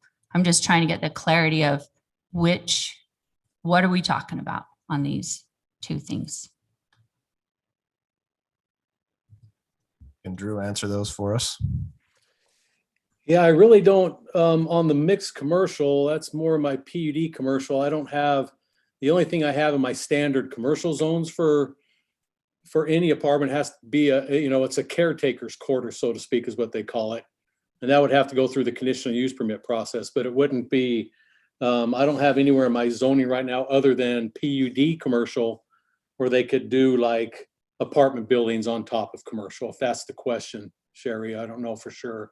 So the question is on this, I see community commercial and it says C2, C3, and C2 and C3, there's quite a difference in those two. Mm-hmm. And then it says regional commercial and it's all listed under service commercial and under your, in your book. But when I actually pull the general plan, this is what it says. So I'm trying to get clarity on which C2 is it? Is it the C2 mixed with the C3 or is it the C2 flat? The regional commercial shopping center and large commercial centers servicing the regional area. And maybe Neil can answer that. I mean, I don't know if there's a plan, but there is a difference in the two. And so that's what I want personally to get clarity on. Well, they're not asking for the C2 and C3 under the community in the general plan. Okay, on the C column says C2 or C3. They're asking for the C2 zone, not they don't get both of them in the general plan, or else they would have to ask for C3, which if you ask for C3, you get all the Cs. That's how our commercial's written in our zoning regulations. So they're specifically asking for the C2 of the zoning, which is not the big regional at all. Okay. And the lot, because of the lot size, they're not gonna be able to fit big box on here anyway. Because the parking and the setbacks, they're just going C2 retail out of our zoning ordinance. Okay, so regional commercial is what is listed under the master plan, C2, regional commercial, correct? No, the regional commercial is only referenced in the general plan. Okay, well, I'm reading right off of your website, Washington City General Plan. I don't know if anybody's pulled that up. And I'm not trying to be a brat, but I'm trying to get clarity on, because under the community commercial, it's C2, C3, which you referred to, Drew. And then regional commercial is C2. So I'm just trying to get clarity. Is it regional commercial, which again is shopping centers and large commercial centers servicing the regional area? And I understand what you're saying, there's not enough property, but I just want to make sure that there's some clarity, because in the general plan, that's, what was there. So is anybody following me, or am I way off? Can I try just a little bit? So, Yeah. so what we're doing, what the applicant is trying to do tonight is they're taking a community commercial general plan designation, and they're trying to apply for a zoning, which is the C2 zoning, which is consistent with the general plan. And the uses in a C2 zoning are all of the administrative and professional uses, all of the C1 uses, and then the C2 uses, not the C3 uses. And so if you if you're looking like chapter 10, let's see, excuse me. Title 9. 9-10B. Yes. Okay. Then that's going to talk about, and then in paragraph A, it's going to talk about the permitted uses within a C2 zoning, and then it'll talk about some of the conditional. So, I could read some of those. No, you don't need to wanna read it. get I ahead of just but- want to make sure that I'm on the same page because it's, there's. So basically, that's crossed over. if the applicant gets the C2 zoning, then the way I understand it is that any of these permitted uses are things that they could build, and the conditional uses would have to come back through the planning commission for a conditional use permit. But really with the straight zoning, they can move forward and with the projects that are allowed by our code, by ordinance. Right. So Okay. this is a zone change request from Right. agricultural 20, and the request is for C2. Okay. As defined under city code. And the general plan, which shows community commercial, is just a guide as to what they would have to request. Okay. Staff's opinion is that the C2 request meets the general plan guide. In my view, that as soon as they come for a zone change, we step away from the general plan altogether. It then becomes this. So any language with respect to what the zone might be is no longer applicable. It's whatever zone they get. I don't know if that helps Okay, or so not, but that's the way I you look at it. said we step away from the general plan. Yeah, so this- once they get this, the general plan is just kind of a guide as indicated. So now they're going to get a zone change. And so what it indicates in the general plan is no longer applicable unless I would stand to be corrected if somebody sees that differently. That's the way I look at it. Okay, and maybe Thad, maybe you can help me, and I'm really not trying to be. You keep referring back to community commercial, okay? And maybe I'm not understanding because under community commercial in here, it's C2, C3. So you're just saying, The general plan is not a zoning right. It is a general plan that's used as a guide. okay, The zoning that's vested on this property right now is agricultural 20. right, The applicant is requesting a zone change to C2. Staff's position is that C2 meets the guide of the general plan. okay, gotcha. And so as Councilman Bundy's explaining, if the council is to approve the zone change request, the C2 now becomes the vested zoning designation, and the general plan. But Yeah. it was suggested on the general plan, correct? Yeah, the general plan says community commercial. Okay, I just want to make sure we're kind of sticking with that general plan, but it was confusing the way, because we've used different terms on here, community, This is sticking. service. So I just want to make sure I'm understanding it. So thank you. Yeah, this complies with the general plan. Thank you. So vesting comes at zone change. Drew, it might be helpful just to read some businesses that could come in there to give those that are listening just kind of an idea of some of those things that are acceptable under a C2 zone. Oh, okay. Just general, just general. No, it's good because we don't specifically list them in our zoning, but C2, but big box, I'll just go to the high one. Big box is your Home Depots, your Costco, things like that are what we refer to as big box, commercial. Your C2s are the step down from that. And I kind of got beat up, but I'm still going to use this minus the Albertsons, but take the Albertsons Plaza since we all are familiar with it, and take the Albertsons out because it wouldn't fit on this corner, but everything else that you see in that Albertsons Plaza would fit in a C2. That's the best example of a good C2 is the Albertsons Plaza plus or minus the store itself. Because it borders on big box, but yet it's surrounded by the other plaza around, if that helps you. Drew, wouldn't a good example, maybe even a better example, be Crimson Corner in St. George of a nice C2 development rather than thinking of Albertsons possibly? Yeah, but I hope St. George isn't offended. I'm not familiar with that one. And so I don't get around to St. George as much. I'm going to take you to ice cream sometime. We'll go for ice cream. Or a donut. Okay, we'll go for ice cream then, yeah. Or just take the Zion outlets, again, just a bunch of shops side by side. That's kind of C2, even though those are kind of big overbuilt buildings. But the uses in the Zion outlet would fall under a C2. The restaurants, the Eddie Bauer outlet, the those kind of things are a good example of C2, is those smaller outlet stores. Fuel stations as well, right, Drew? Well, those can go in C1 they're all, C1 can take a fuel station with a conditional use permit. So yeah, it would fit into C2 as well, of course. Thank you, Drew. Anybody else? I saw a hand, sir. Did you want to? I'll defer. My kids are impatient. All right. So my name's Cami Rentcher. I live in the Stonehenge neighborhood, right at the entrance. So we back 3650 South.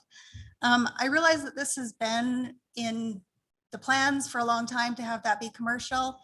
But I would ask that you reconsider. I don't think most residents know about this. I don't know about this. I'm extremely native. I remember when this was all dirt roads out here. I grew up here.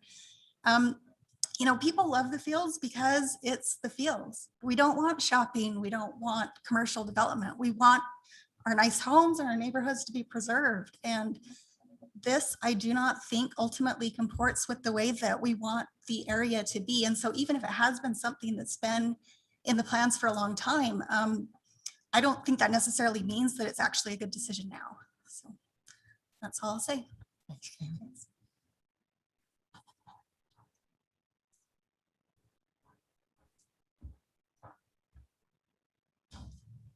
My name is Scott Godown. I live in the subdivision really close by as well. I'm really new to this. I just want some clarification on the C2 designation. The C2 designation would not include livable space like condos or apartments or high density housing. Is that correct? Correct. Correct, for commercial, yeah. Okay, so we're looking at potentially having a commercial space, gas station, shops, offices, something like, I like the reference to Crimson Corner actually, because that one turned out pretty good. Yeah, that's what I wanted to make sure. I understand that the growth is massive out in the fields and that some services are going to have to be brought in. I would prefer not having it rezoned into a commercial space. It's nice having the open space. It would be great to develop maybe larger homes or bigger lots, which I think there's a huge demand for out in the fields.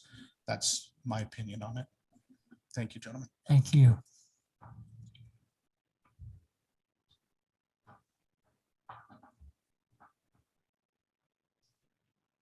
Hi, I'm Tara McCausland. I also live in Stonehenge.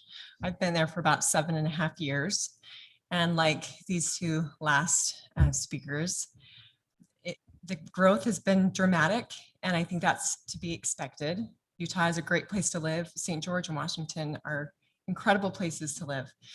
But like Cami said, I feel like because it's been in the plan doesn't mean that we have to change it, because it will completely change the face of the fields.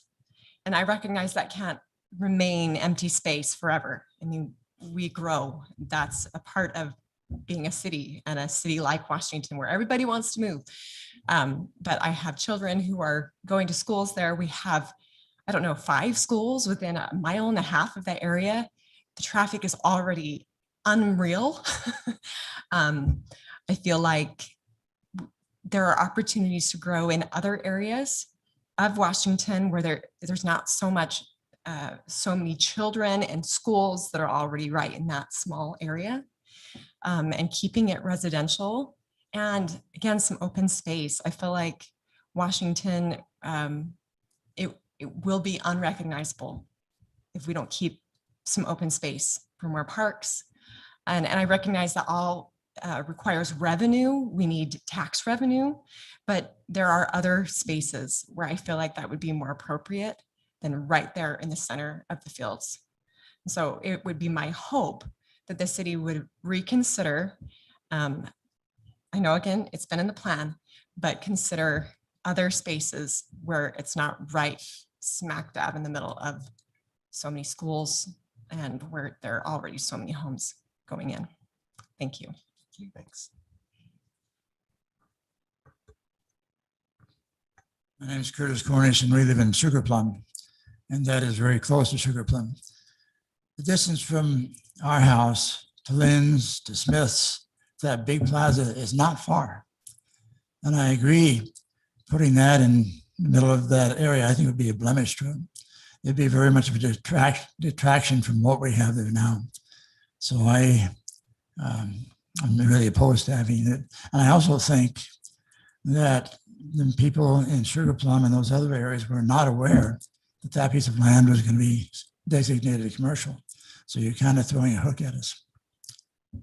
Thank you. Anybody else?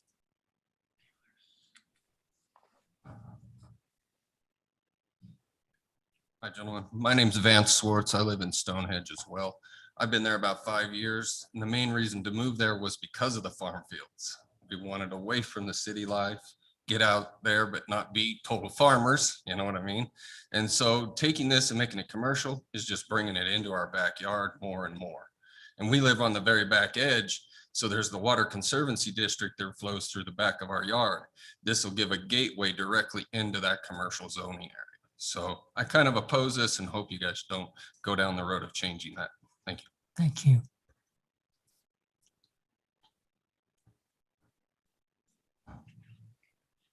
Council.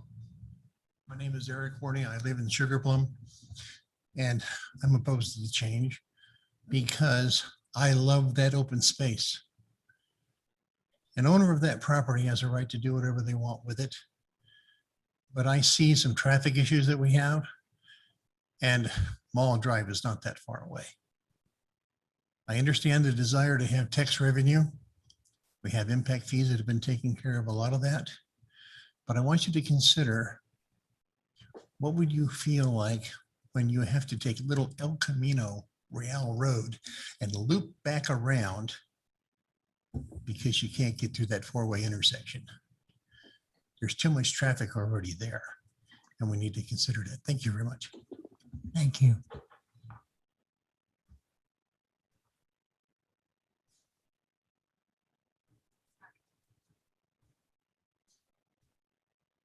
Sherry Tate again. So I recognize that we have a general plan, and I'm personally not, because I know I was part of that plan. I knew this commercial was coming. I guess what my concern is for the past 2 years, when we've come in here for different things, all we've heard about was this study that's being done in Washington Fields. It's frankly been kind of shoved down my throat every time I've made a suggestion or a thought. And so, number one, what happened to that study? Did it get done? I know COVID hit. I heard COVID hit, so we couldn't do it. I want to know what happened to that study, because the study was going through Washington Fields and helping us decide what that looks like. To me, as a landowner, and I love the snows very much, and as a landowner, it's important to me. I see that little intersection. It's a very busy intersection. We have vacation rentals. We have the Andrus family, who's agriculture. We have the Snows, that was agriculture. We have our farm, which is agriculture. That little intersection is the gateway to Washington Fields. It's going to go down to the new temple. There's an exit coming off. What is that going to look like? If we're going to put commercial in there, which we probably will, what is that going to look like? And I know this isn't a meeting for that, but what I want to know or hear is that we're going to think about it. We're not just going to be quick to get everything done, and we don't really have a plan. Because if we don't have a plan, then we can really screw up a beautiful area. And we have an opportunity to take that historical Washington Fields, that is Fields, and create something that draws people in. I mean, we're drawing them in anyway, but the Fields is the Fields, and it's beautiful. And we need to give people like the Andruses and like Sandia Nursery, people opportunities to stay in agriculture if they want to. I would love to see this be a darling little shopping mall, whatever they want to do. But then maybe behind that, when we do some homes, that we have some bigger open space for some agriculture, urban farming. I mean, let's think outside the box. Let's not keep cookie cuttering our community. Let's do something different. Let's just think really big. And we have a master plan, and it's a good plan. So let's stick with it and make a better plan that's going to be something we're so proud of. And I just think I've heard it from several of you. I come to meetings and I've heard you say, man, there's so much going on. I don't even have time to think and da, da, da, da, da. We know that. The road's horrible. We don't have a light. There's crashes all the time. We don't have a lot of water we're working with. So let's just really think about it. Obviously, the Snows can sell their land. It's their land. They get to do that. And again, we love them. So we're supporting them. But we also, as a city, I really think we have a great opportunity to create something that is, I think of Midway, Utah, and what they've done up in Midway. They've preserved some of that agriculture history, and I think that's what we need to do. It is who we are, it's where we started, and we need to do it. Thank you. Thanks, Sherry. So Jeremy, do we know where that EPG study's at? Yeah, I think Ms. Tate explained it correctly. It was put on hold due to COVID because we do want public input, but it is started back up again. So you'll start to see it move.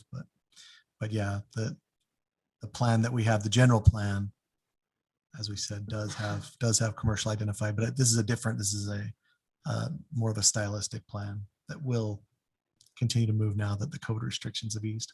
Do we have a timeline?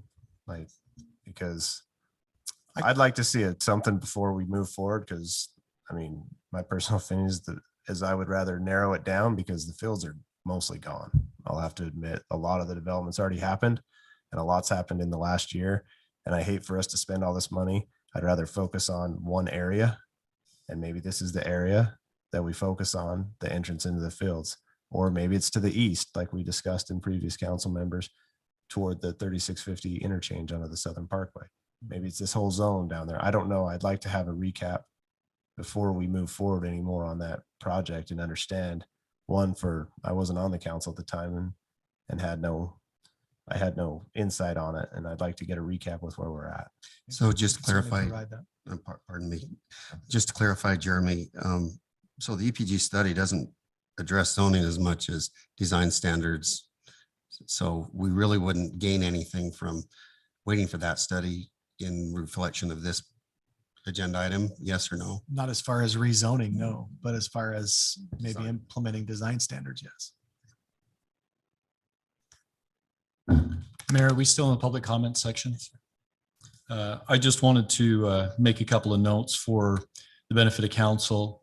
One of the things that I think that's in, and I'm sorry, my name is Neil Walter, and I am the applicant, and I'm also here representing the Snow family as part of this public comment section. But I think a couple of things that would be important as part of the public comments to just acknowledge. The first one is one of the best ways that you can reduce traffic and the impacts of traffic is to shorten trips. And one of the things we're proposing to do in Washington City is to shorten trips. Another consideration I think that's really important is that I think everybody understands that the reason why this particular area for decades has been planned as as commercial is because of this unique intersection in Washington City where you run all the way north to south and all the way east to west. I don't think there's another intersection in the city that has that characteristic, which makes it really the ideal place to have. We're proposing a small commercial. What's being proposed with regard to all of the other surrounding could be much larger in context and scale, and that'll be a discussion for a different day. But what we're looking at is some smaller neighborhood commercial that would service the neighborhood, shorten trips, improve safety, et cetera. Can you speak any more to that, or would you mind sharing any more details about what you have in mind as far as small commercial? What does that mean? So the small commercial that I'm referring to is as defined by Drew in terms of the C2 code and the limitations of the property. We've been very careful because we recognize that this is an important discussion. You note there's no signs out, there's no marketing. We're not seeking or soliciting interest right now. Our purpose has been to come to the council and bring the zoning issue before the council because we recognize that any ability to move forward in that context is contingent upon the zoning discussion that we're having this evening. And so as I think you're looking forward, I think there is going to continue to be a substantial amount of planning that you're looking at, but the types of impacts that are primarily being described in the public comments prior relate to these much larger sections of land that are owned by the Staley family and the Andrus family that will create the kind of, high traffic, large destination retail that I think is the concern that's being addressed.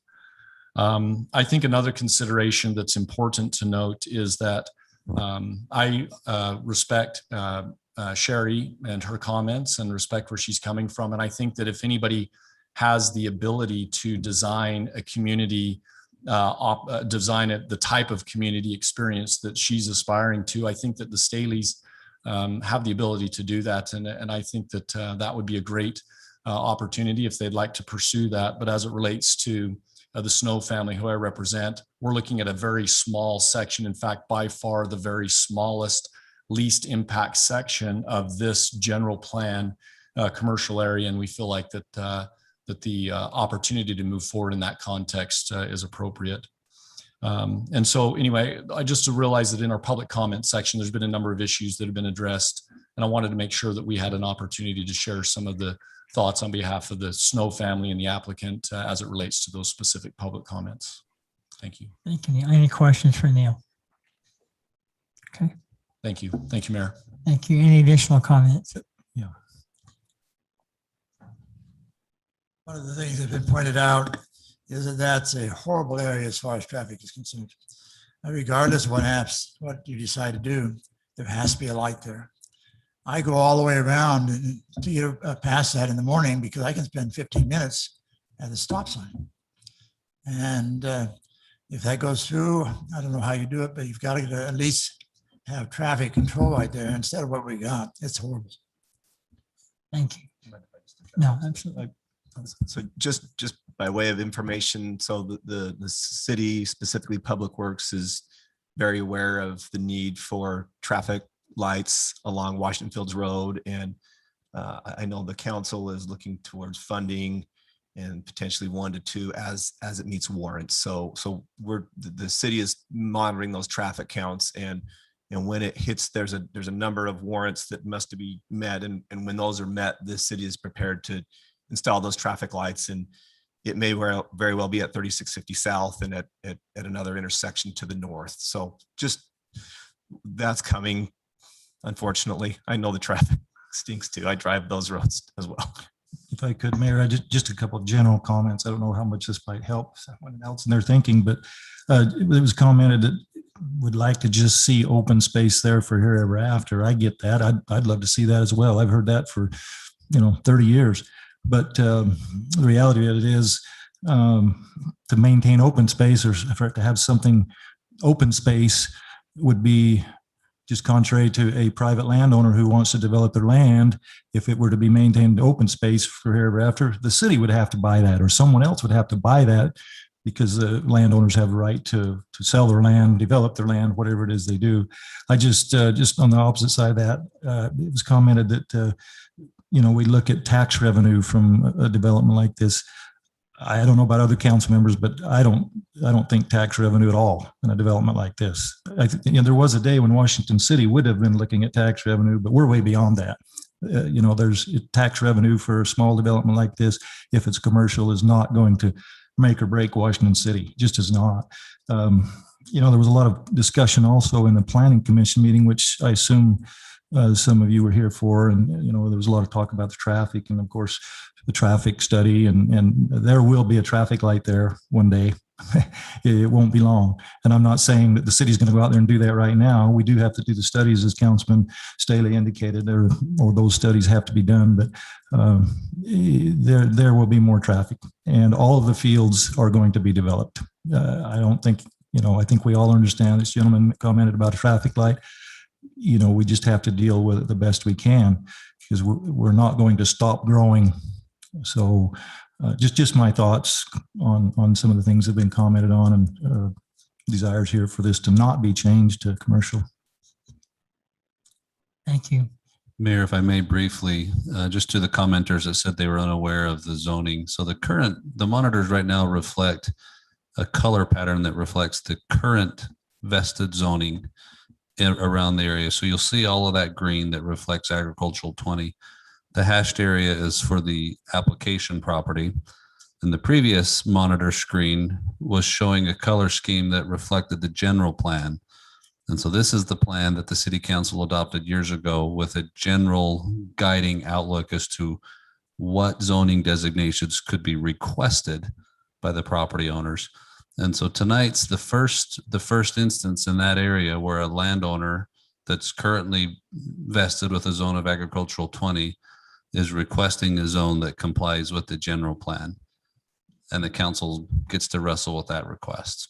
Just wanted to clarify the zoning, and the zoning map is very green, as most of you have probably experienced living out there, versus the general plan and what it's projected as a guide for that area. Thank you. If there's no additional, Tara, were there any from emails? Mayor, I did print one email for you that we received this morning, and I put it out in front of you. I can read it if you'd like. Would you please? You bet. It was received by Brad and Stacy Carroll. Dear Washington City Council members and Mayor, we have lived in the Majestic View subdivision for 17 years. Unfortunately, we just found out about this public hearing this morning, so we have not had a lot of time to research it. Additionally, we don't have much time now to write this letter of concern. We would like it noted that we are opposed to the zone change to C2 of the property located northwest of 3650 South and Washington Fields Road. We understand that change will happen. However, we also understand that we only have one chance to make a decision on this land and get it right. Let's not rush into that decision. There was supposed to be a study done in the fields last year. Did that occur? What were the results of that study? Has Washington City done their research on what would be the best use for this parcel of land? I also understand the rights of the landowners. However, it is important to note that the landowner purchased the property already knowing what the designation was. Not only should a landowner be heard, but it is important to listen to the existing landowners in close proximity. Washington City has a unique agricultural gem of Staley Farm right across the street from this parcel of land. Many Washington County and other counties residents enjoy the farm atmosphere of this area and visit and use the farm regularly. Weddings, farm camp, Halloween, youth activities, etc. Is putting an Albertsons type store going to detract from that farm atmosphere that makes this area so unique and beautiful? Yes, absolutely. Unfortunately, we also have an infrastructure and traffic problem at this intersection already, and at the intersection just north of this intersection. Our neighborhood has asked for years for a stoplight to be placed at the intersection of Majestic and Washington Fields Road, but to no avail. Even the traffic study done a few years ago suggested that a light be put in next to Majestic Elementary, but that recommendation was not followed. We have intermediate school children ages 11 to 13 crossing that intersection without a crossing guard and without school zone lights, sometimes in the dark depending on the time of year. There are 5 schools in close proximity to this piece of property. We already have traffic and safety concerns without this being zoned as C2. We ask that these issues be addressed before granting this zone change, as doing so will just increase the infrastructure and traffic problem. We respectively ask for this zone change to be postponed until the study has been completed and more research and time has been spent on this issue. Sincerely. And that is the only one we have other than those emailed to you. I do have one more, and I'll read it. And Councilman Staley is asked to ask a couple of questions. It's from a Jason Zendrowski. This comment is for zone change. He's asked 2108 and would like to suggest the council change the zone change to a PUD-C so that the council and surrounding community will be able to have some say in what commercial entities go there, especially since it's going to be near the new temple. I would think the city would want to make sure businesses that go in there are cohesive with the surrounding area. This area is surrounded by homes. We don't need fast food, car washes, or 2-story buildings taking away from the neighborhood feel. Councilman Staley. Mr. Walter, would you just mind addressing that last email? Just anything that you feel like addressing there, and then I have another question for you. Thank you, Neil Walter. So to answer your question, Councilman Staley, as we're looking at the project, we looked at the zoning, we looked at the city. I know that the city has taken considerable effort to think about and prepare for what types of uses you'd like in which zones. We were very conscientious about that. I think we could have come and said, hey, we would like a C3 zone. which is a more expansive, more uses, more contentious uses, frankly. And we recognize that that wasn't really the right approach for this particular property. I actually had people call and say, hey, you should apply for C3 and then, see if you can see what you can do in that regard, because you want as much consideration as possible. But after our meeting with the staff and in consultation with the property owners, which I just do want to note, have owned the property for many generations. This isn't a recent transaction for the Snow family. But in consultation with that, we looked at the zoning that the city had laid out, and we felt like that the C2 was a really good fit for this property, and it does have a narrower, more focused set of uses that we thought would be appropriate. And so that was the reason why we chose the C2. Was there something else specifically that you wanted me to address? There is. I just thought of that question when I listened to that email, and I wanted to get your take on it. So, Drew, can you zoom in on this on the screen there just a little bit? And I'm sure you're aware, but on the west border of this parcel in question is the canal. Yes, right, that's been filled in, and it's a 50-foot canal easement, right? It looks like this particular piece is taking maybe just more than half. A lot of times they're going 25 off center, but just eyeballing it, it looks like maybe that's a little more on. Can you speak a little bit to what you understand about this easement and what your intentions are? We had a discussion also with staff about not only the easement, but whether or not the boundaries and et cetera, we ought to recommend or request changes to the boundaries. But what we really wanted to focus on was recognizing that there was a valuable purpose in that water line and maintaining that and that easement. We also recognize that there's not going to be any ability to build or put any permanent improvements on top of that easement. We do recognize that there would, for example, potential to be maybe some asphalt or pavement or other things, but you can't put any permanent structure that would block or prevent access to the easement. And so when we drew the lines, we recognized that that was going to be the case. We also are going to be dealing with any kind of commercial development setbacks, landscaping buffers, parking, and all of those considerations. And we felt like that those might be appropriate in the context of the 50-foot easement and et cetera. So we know that there has to be access to the canal company to that land in perpetuity.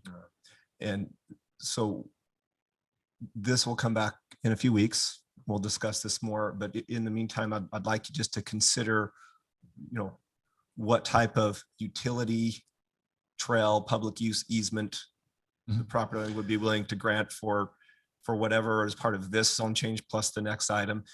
And also even consider titling or deeding that over to the canal company with an agreement for the maintenance so that can be maintained over the years. I understand there can be some dual purposes there, but that in some cases you'd have to follow the property trail along this canal trail or along this canal the section to find out exactly, the ownership and the easements that have been given. But I'll just note that I can't speak to the second comment. I'll have to speak with the Snow family about that. But the first comment about having a trail and being able to maintain future options so that there's public access and a trail system through there, I think as we came through with the plat, we would be open to and plan to work with the city on something like that. And I think really, yes, the city, but even more primarily the canal company. Yeah, because they have, vested rights in that 50-foot easement where that goes. So I just want to make sure that you're aware of that. And certainly the primary purpose of that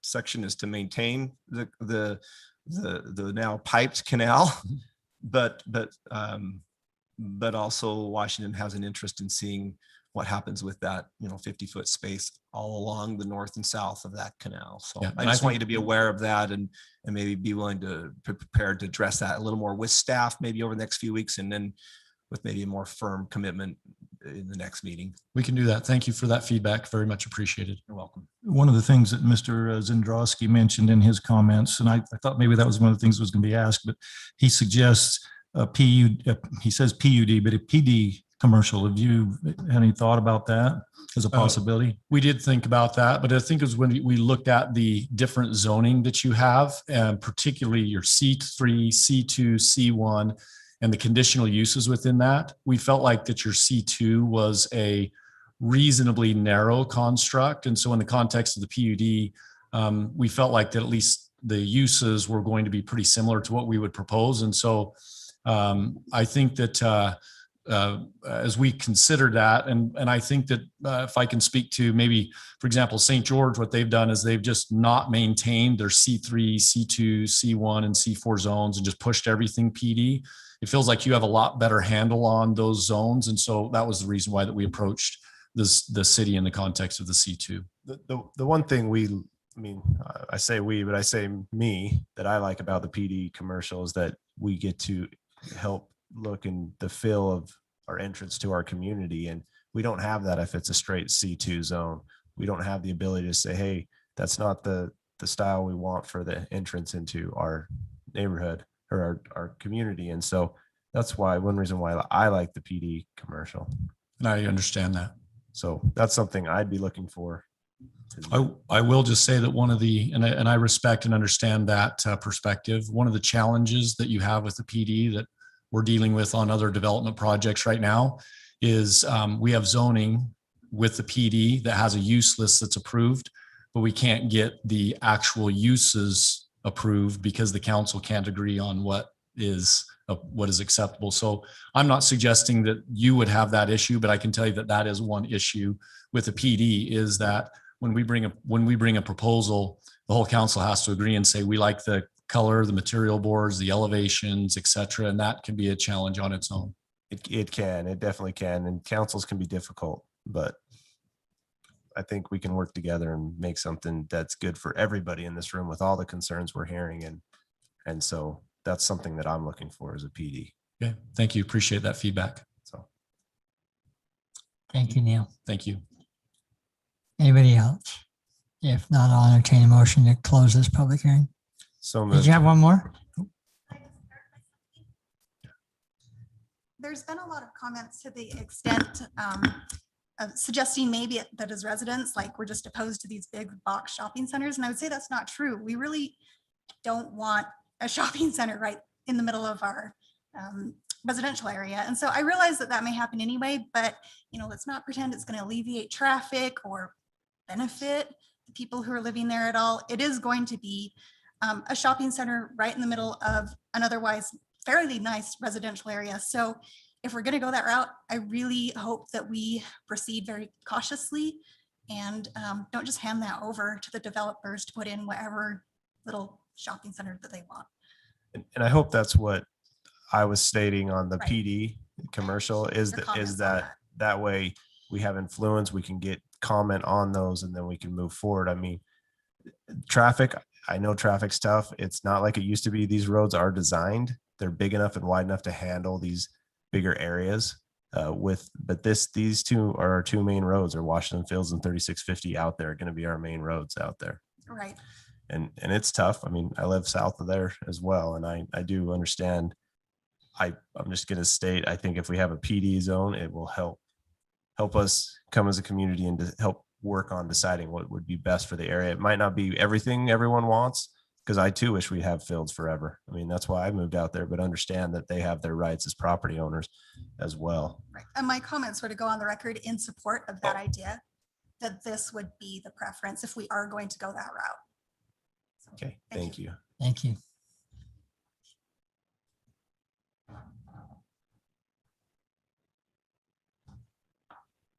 Scott go down again. So I recognize that if it's going to be commercial, I also would like to throw my hat in on the PD. I would prefer having the city have some influence on overall design and the aspect of what that looks like. We all know that the traffic is horrendous around there, especially around Halloween, where everybody loves to go to the farm and hang out and play.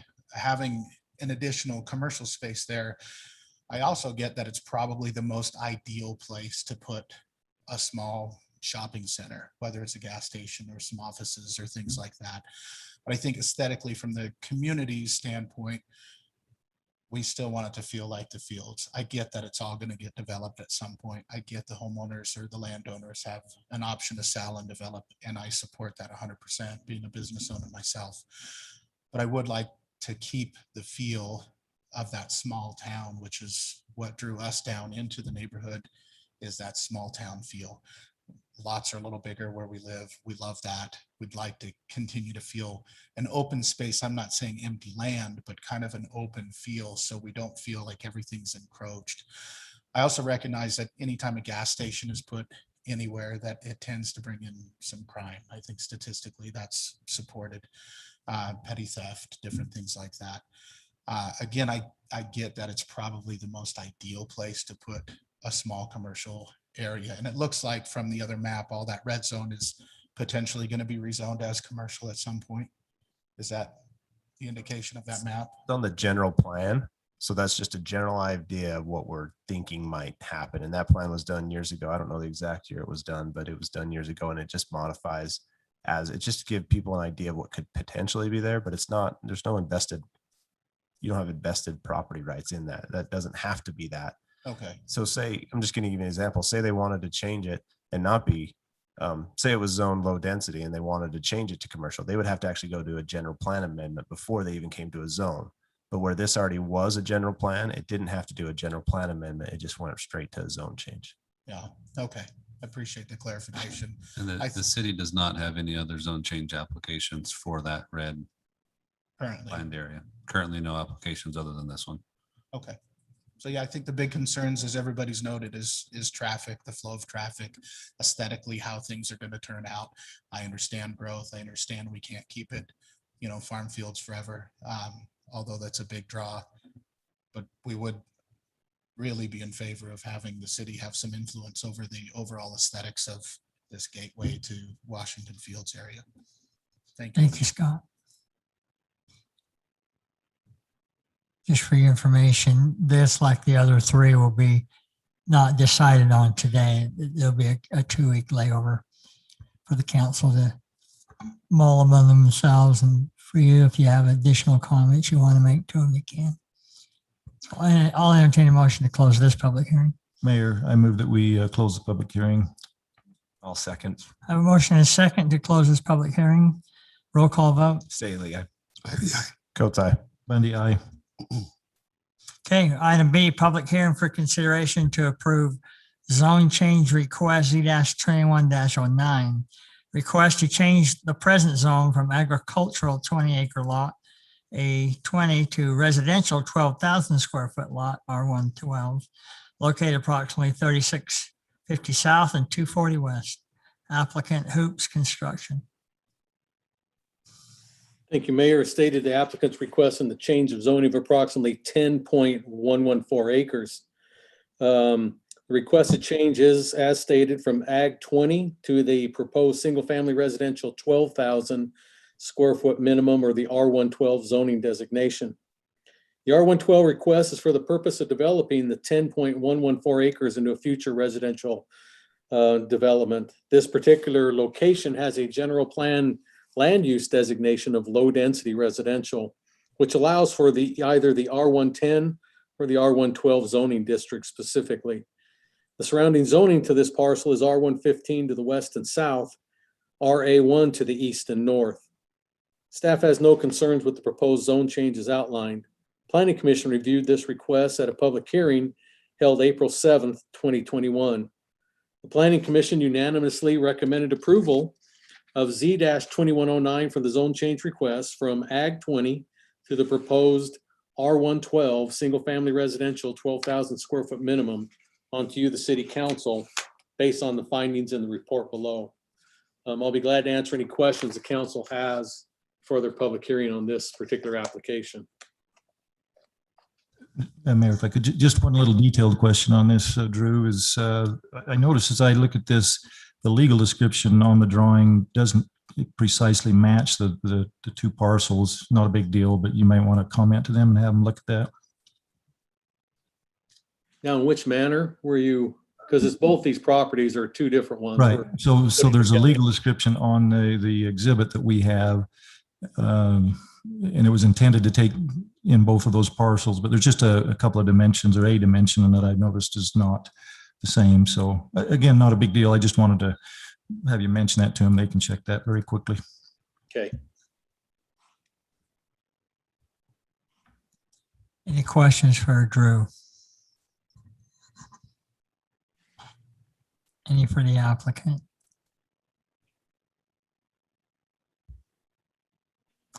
Okay. Hearing none, this is again a public hearing. Those of you that may be here for this particular project, you're welcome to come up.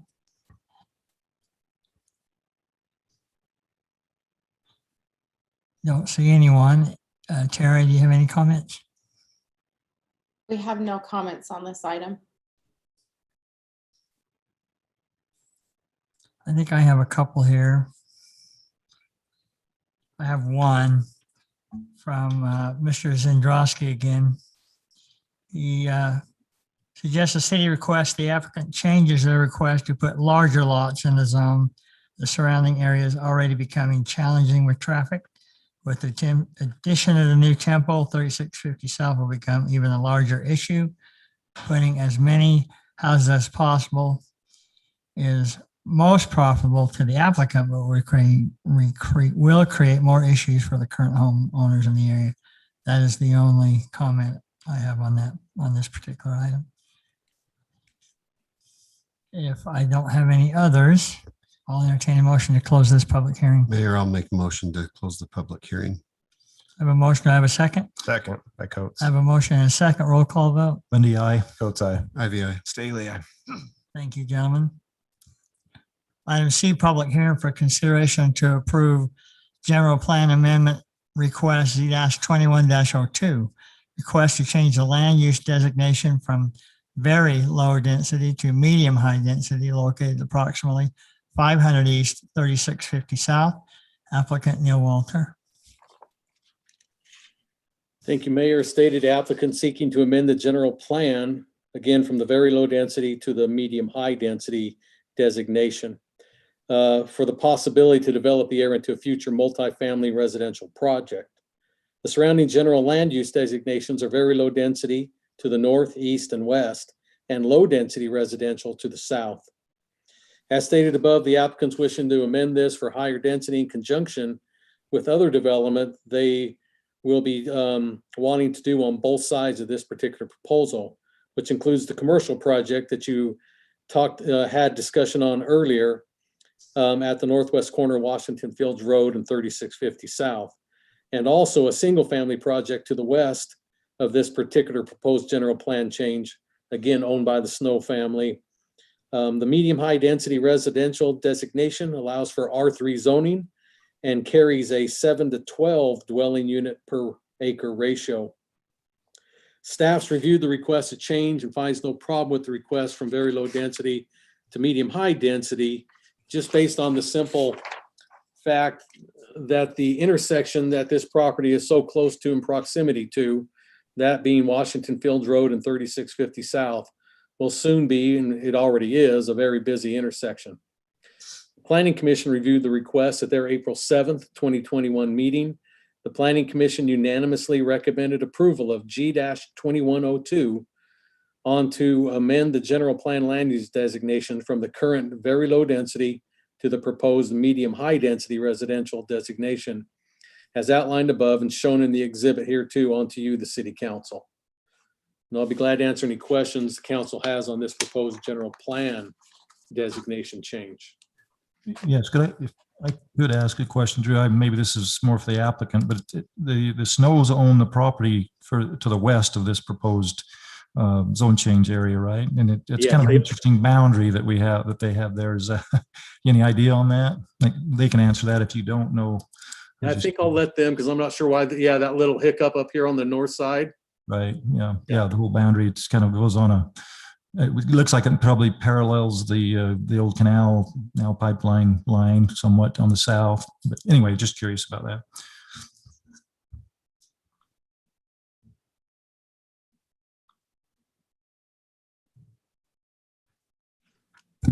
Neil Walter, thank you. The question is, why is there the little jog?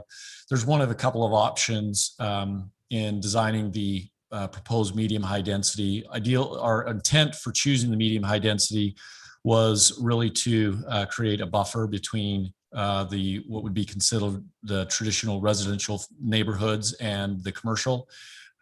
That's something that in consultation with staff, we felt strongly about.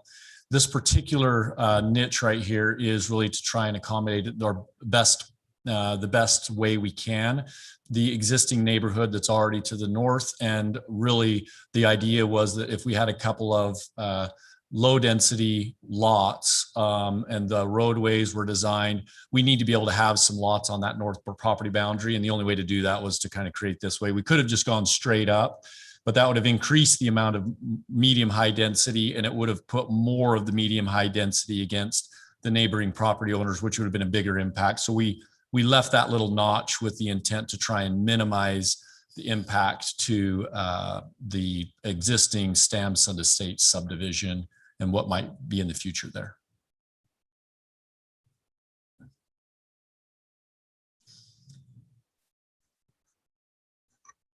Thank you, Neil. Thank you. Any additional comments? Lisa?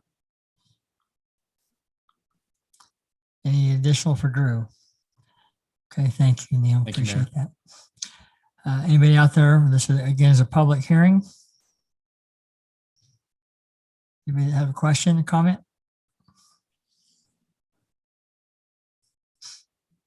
Let Scott go down. I thought that was my last trip up, but I adamantly oppose putting high density homes in this area. The big draw to move out here for everybody that I've talked to that lives around this area was that there weren't apartments or condos or multifamily units out there. I think it's laughable considering that we're proposing on the commercial side that we're going to reduce the amount of traffic and shorten up trips. And then we propose putting high density housing right next to it, which is going to make the area not only a lot more congested, but crime is a really big concern for high density houses. You know, statistically, I look through crime reports, and those are things that I study. I look for, you know, who the pedophiles are that are registered in the neighborhoods. And I have a huge concern having families with lots of kids around high density housing. The big draw for me again was to be out in an area where we could feel more open and feel a sense of community, and high density housing is not going to give us that Washington Fields feel. Thank you. Thank you, Scott.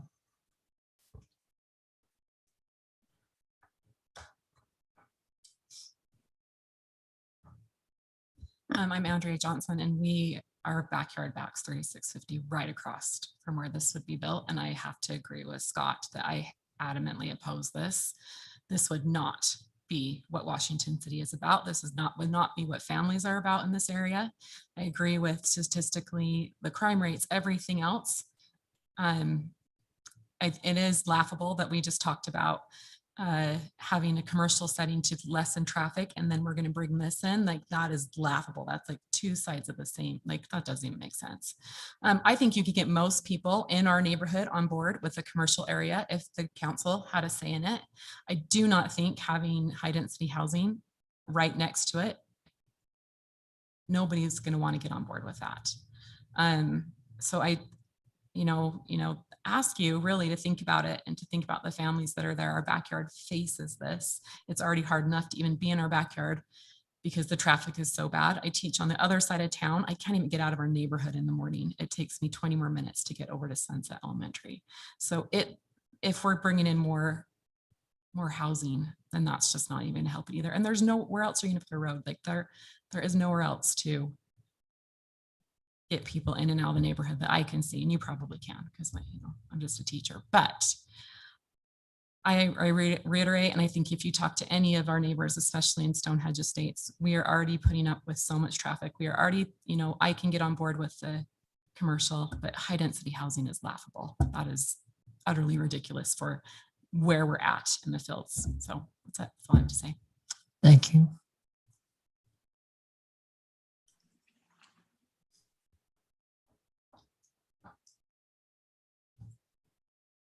Sherry Tate again. So again, I'll just say we have a general plan, and I hope we can stick within that.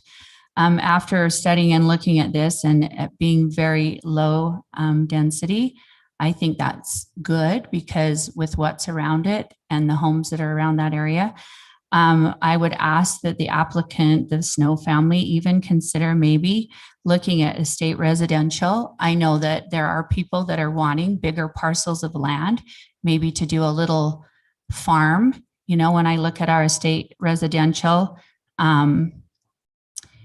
you know, there's room for some agriculture. It could be a win-win where we could still keep some green space. And I really truly do believe that we are bringing, you know, people have said, well, people can't afford that. We are bringing people to our community that can afford that. And what a unique thing if we're talking about, you know, that being the gateway to Washington Fields. What a unique thing that could be. Now, I understand the layering and why we want to have medium to high density because of this or that. It's just, it's not a good look out there. We have plenty of apartments and townhomes bordering our city. We've kind of gone a little bit crazy with that, if I get honest with it. So I just really ask that as we're looking at this, we stick to that general plan. It's a good plan. And I think that it's one that citizens can feel a part of because they've known about it, most of them, and that they can help create something that is unique and that I think Grandma and Grandpa Snow would be very proud of. So thank you. Thank you. My name is Jordan Hess, a private citizen building a home currently in Washington. I just wanted to talk about a comment that was made that high density is not family friendly. I just have to say, as someone just starting out in my second job, college educated, the American dream is out of reach for my generation because of the housing prices. So to say that high density is not family friendly, for some families, that is the only housing that they can afford. And so we need to think about those just getting off the ground, just starting their careers, just starting their families with young kids. That's the only thing. This might not be the right place to do that, but we can't say that high density housing is not family friendly. Thanks. Thank you.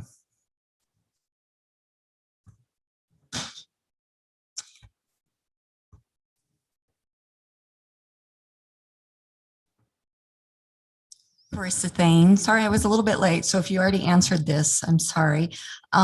With all of this going in along 3650, what are the improvements on that road? Is there a plan to widen it, and will that be implemented before all of this new construction is in? So I'll answer that question. So the road will be improved on that side with the development, any widening that it needs to get to the full build out of that road.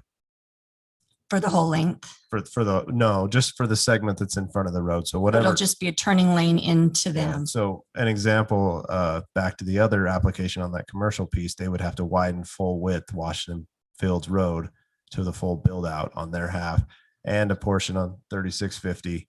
And then as they continue on this application, they would have to continue down 3650, but they don't keep going.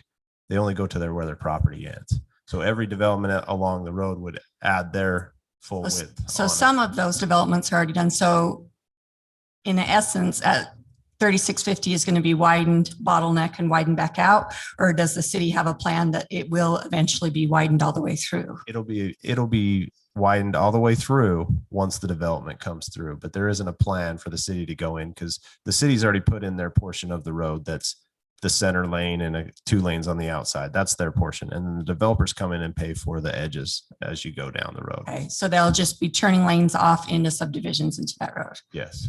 Okay, so that's my concern, just like with Merrill Road, which is a great asset, but now if you go 8 or 9 o'clock in the morning, it's bottlenecked all the way back past Riverside Elementary. So I'm hoping that we can make a better plan so this isn't happening on every street in the fields. And the tough thing it is, I agree with you. I wish we could, but what we don't want to do is have to raise taxes so that everybody in the community has to pay for one person's road. And so what we try to do is just the development pays as it goes and the city does what it needs to. And as traffic increases in those areas, then we can widen those streets and widen those things as going down. Now, it's not always a perfect solution. I wish we could just go build the roads we need and move on, but we can't always do that with the funds we have.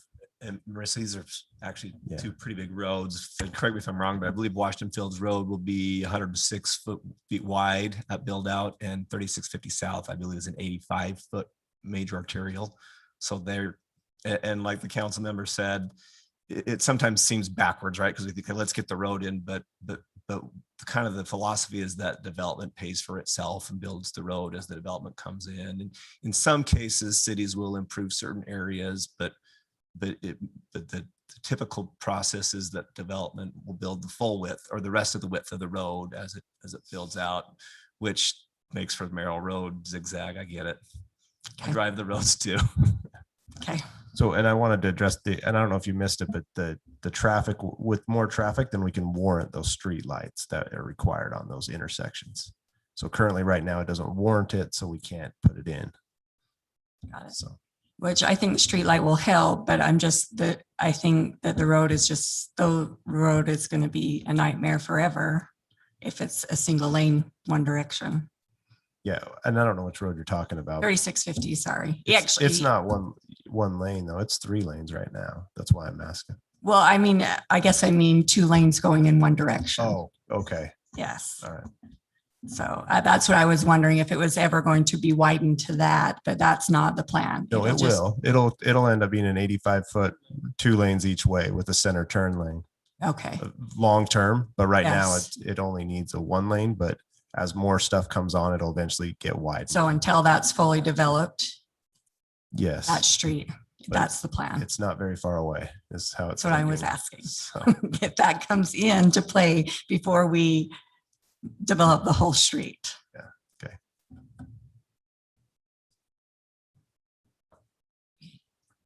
Curtis Cornish, I just have a question.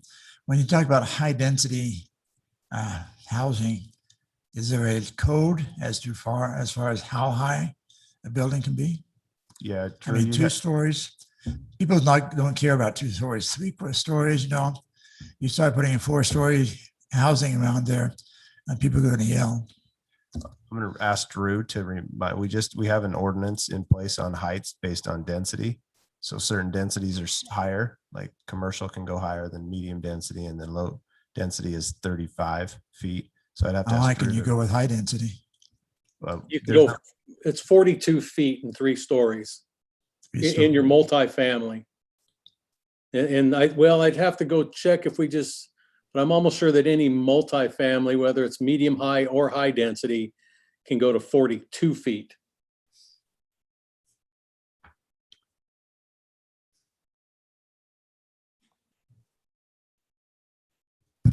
Council, Neil Walter, just a couple of clarifications. First of all, we're talking about medium high density, which is, Drew, you can correct me, but I think it's 7 to 12 units per acre. We're not talking about or requesting high density. I think it's important clarification. I think the other clarification that I'd like to provide, and this is one that's personal to me. I did the math. I figured that I will have lived in, and by the way, townhomes are probably definitely qualify for this medium high density zoning, or sorry, general plan amendment. But I did the math on me personally, and I figured that I will live at right about 10% of my adult life in an apartment. And I want to just categorically reject some of the statements that have been made about individuals that live or have lived in apartments. I wholesale disagree with that. I think that that's an important acknowledgement for us to make, is that all of us, with few exceptions, at some time in our life are living in a more affordable type of a housing environment. And I recognize that wherever they go, they're difficult for the city. We recognize that they're difficult challenges.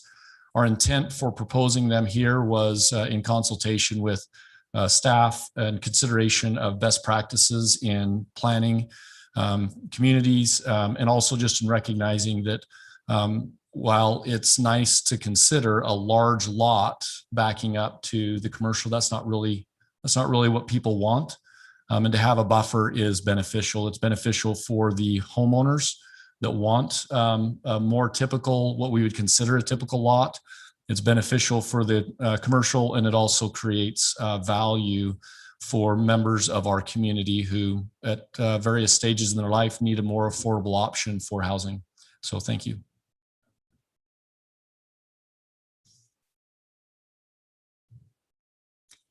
Anybody else?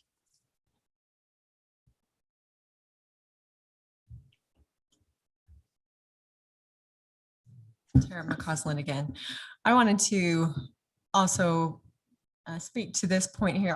I have had to live in an apartment as a newly graduated individual with a young family. And so I agree that there need to be more options for people who can't afford larger homes, larger acreage. But where we place those, that we need to really take that into consideration. As has already been said multiple times, you just want to be really thoughtful about how we're going to change this area with this commercial coming in. I like the idea with the PD. It puts me at ease that the city and the residents can have some say in what goes in there. But as far as this medium to high density housing, is there a possibility that it is only townhomes or these apartments with 3 stories? Like, is that something that we can know as residents beforehand? So I can answer what our general plan says for the medium high density. So it's the density says 7 to 12 units per acre. And it says attached residential uses such as townhomes and small multifamily developments. That's what the applicant is asking for. And that's what our general plan says is the density consistent with medium high density residential zoning. So that's more of an apartment type situation, correct? Townhomes, small multifamily developments is what it says. Maybe, so I would just to kind of translate, it's probably not apartments, but it might be a row of townhomes or some duplexes or something like that is most likely what if the applicant were to get this zoning, what they would most likely be able to come in with. And they've said that they're looking more along the lines of 7 to 8. I'm not making a case for that. I'm just sharing the information as to what would be allowed if they do get this zoning. And Ms. McCausland, just to clarify, this is not a zoning request at this point. That property right now is vested with agricultural 20 zoning. It's a request to change the general plan, which is kind of the long-term guide. Typically, the applicant, if they get their request for a general plan change, would come back and request a zoning designation that would be consistent with that. And so right now, it's just they're asking to change the general plan. I see. Okay. Okay. Just trying to get a feel for what that could mean for that area. And likewise, as Andrea said earlier, we live in Stonehenge, and we already have an enormous amount of traffic going through our neighborhood, our street, because of high schoolers screaming through there. And so I imagine an additional like medium to high density situation going in across the street. And it makes me feel like I want to move because it's a completely different area from what I moved into, if that goes in, if that makes sense. So thank you for your consideration. Drew, if you could zoom out on the screen there just to show the. Oh, that's not the main map. The request for the general plan change. There we go. Okay. And if you'll zoom out to give, you'll see to the south there, that kind of amber orangish color. That's essentially the color that the applicant is requesting today for that section up there in the green corner. And so that's essentially, just for the members of the public, what's being requested of the council is to consider that change. Thad, I might just jump in too on that as we're looking at this. So this map is of the general plan land use designations, right? That kind of precede zoning. So what the current general plan land use designation is on this piece is very low density. And so that would typically be things like residential agriculture, half-acre lots, or residential like 15,000 square foot lots, about 1.5 to 2.5 units per acre. Then if we go down just through what the other designations are, low density would be 3 to 4 units with R112, R110, like the last one, the previous item. Medium density is typically 4.5 to 6 units per acre, which are lot sizes of typically 6,000 or 8,000 square foot minimum. And then this next notch is what the general plan land use designation the applicant is asking for is medium high, which it has some typical zones, but basically the density would be 7 to 12 units. So it is a fair amount of movement along the scale. And typically if you talk to planners, that they would ask to phase zonings in and out of commercial. This is quite a drastic change on the land use designation. I understand where they're coming from. I'm not sure. I do have some concerns with that much movement. I do think we have a buffer with that 50-foot canal easement that might help staff and the applicant to consider maybe a land use designation that doesn't have quite as much density. I know I would probably feel a little more comfortable with that, but I understand the principle upon which they're bringing it forward. And I hope that helps kind of understand, kind of the situation.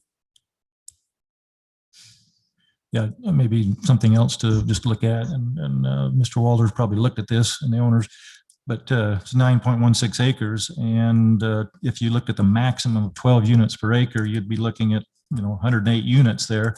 But you got to drop out, 20% for drive-throughs and parking and what have you. So you'd be probably the worst case looking at maybe 80 units, which that's the maximum density, that 12. But if you're down to 7, then you're obviously cutting that by 2/3 or a third. So, just to give you those that have commented kind of a feel of what they might expect if it were to be changed to this medium high density. Thank you. Anybody else?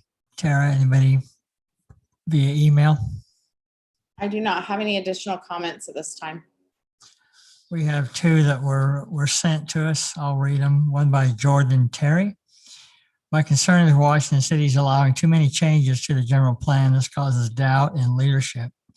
Knowing that you're willing to bend and make adjustments to appease individuals and entities interested in the bottom line only, why do we even have a general plan? When do the changes stop? By allowing these changes, our city leaders, you, the city council, mayor, are setting a precedent, which appears to be a general plan. The general plan doesn't matter. Money matters. We already have a traffic problem, but even worse are too many half-finished roads, not enough traffic control measures. Before changing zoning that will increase these issues, let's fix what's broken first. Let's just slow down and make Washington Fields a place people want to live because of its open space, very low density, medium, high density, and not a place they need to live because the housing is cheap, medium, high density. Jason, again, Zenderovsky, comment for the zone change. Applicant is requesting to change the zoning to be able to fit more houses in the same area of space. While it's more profitable for the applicant, it will only cram more people into an area where traffic is becoming more of an issue, and with completion of the new temple, potential commercial zoning being added to the area 3650 is going to become an increasing traffic problem, especially at the junction. And just a comment on the next one. Jason comments on the next one and it's ditto on the other one, so I'm not going to read it. Jason, sorry, don't be offended if you're listening, but we've heard it 3 times. So any additional comments?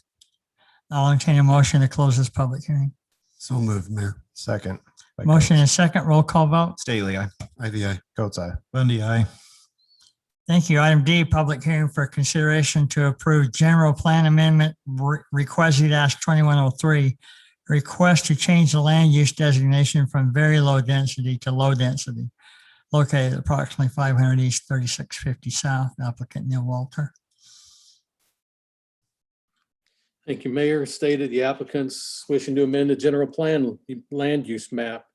This particular area of the proposal covers 18.21 acres. As stated, the current designation is very low density residential.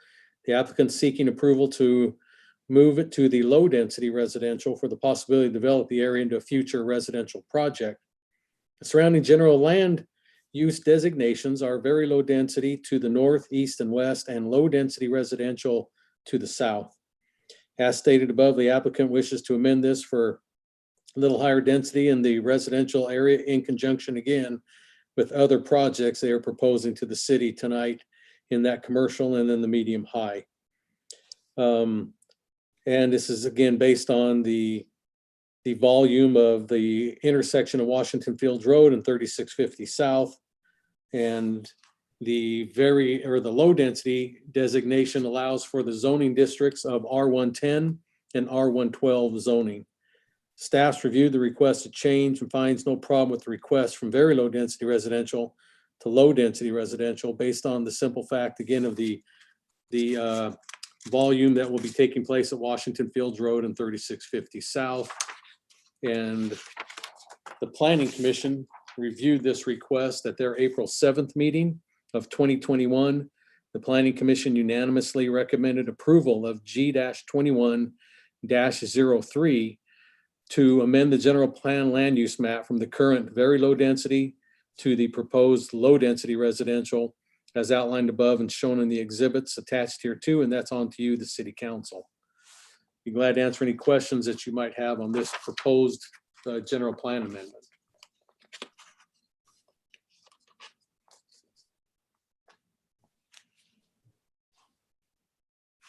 Any questions for Drew or the applicant at this time?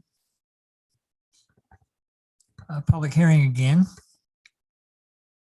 Any of you folks out there want to talk about this one, you're welcome to.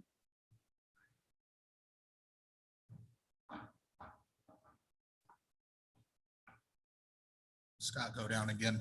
Just so you don't think I'm a complete naysayer, I actually think this is a fantastic addition to the neighborhood.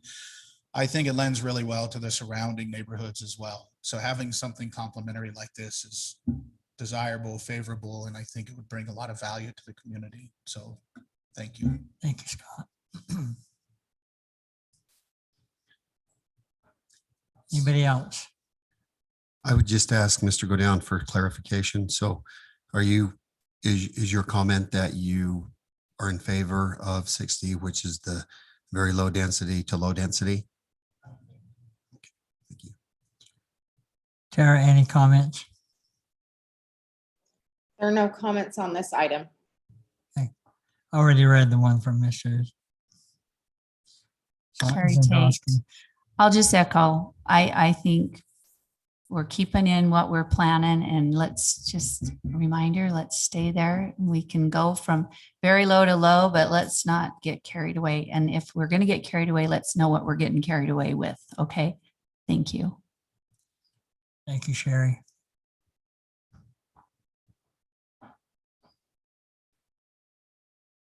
Dan Swartz again. I'm in favor of this. I don't have a problem with that. It goes right with what all the other neighborhoods are doing. My question is why couldn't that whole piece, the last one we just spoke about, be in with this same low density?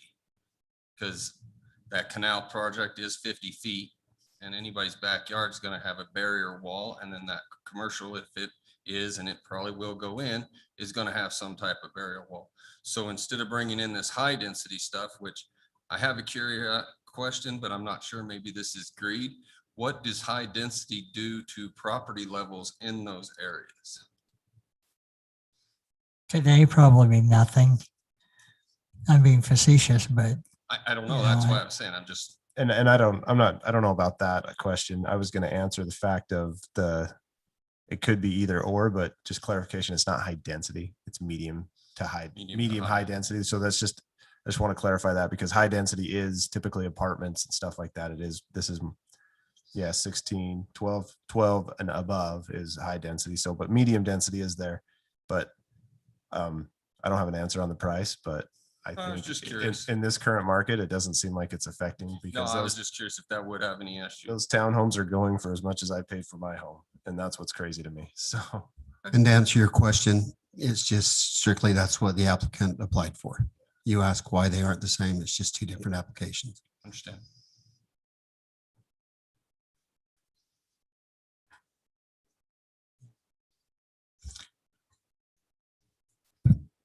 Neil Walter, thank you, Mayor and Council.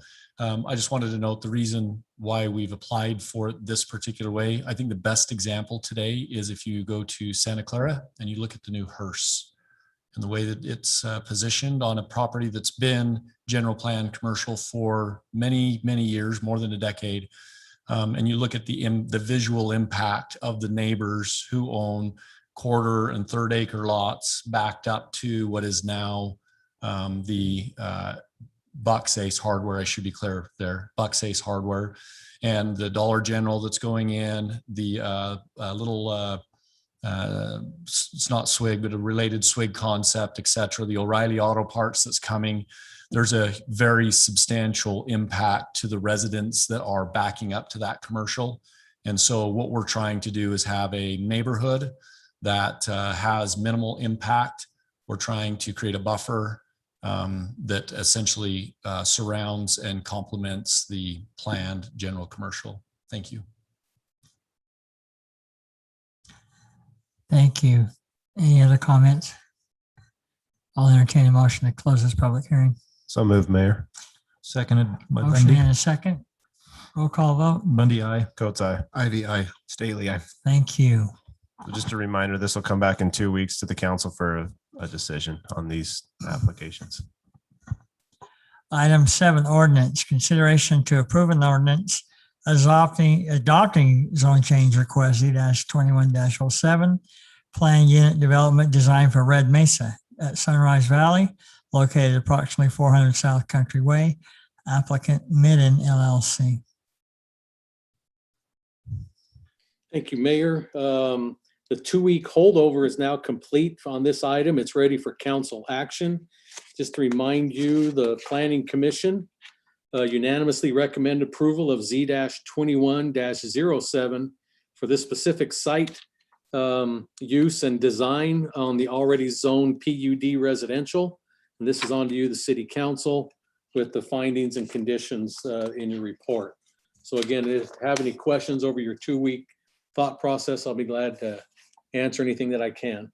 Drew, I got a question for you. When does the road all the way to Landfill Road have to be paved? Was that ever a part of the master plan? It's just we're eking our way up there. I'm just wondering, because now we're sending all these residences down through Country Way.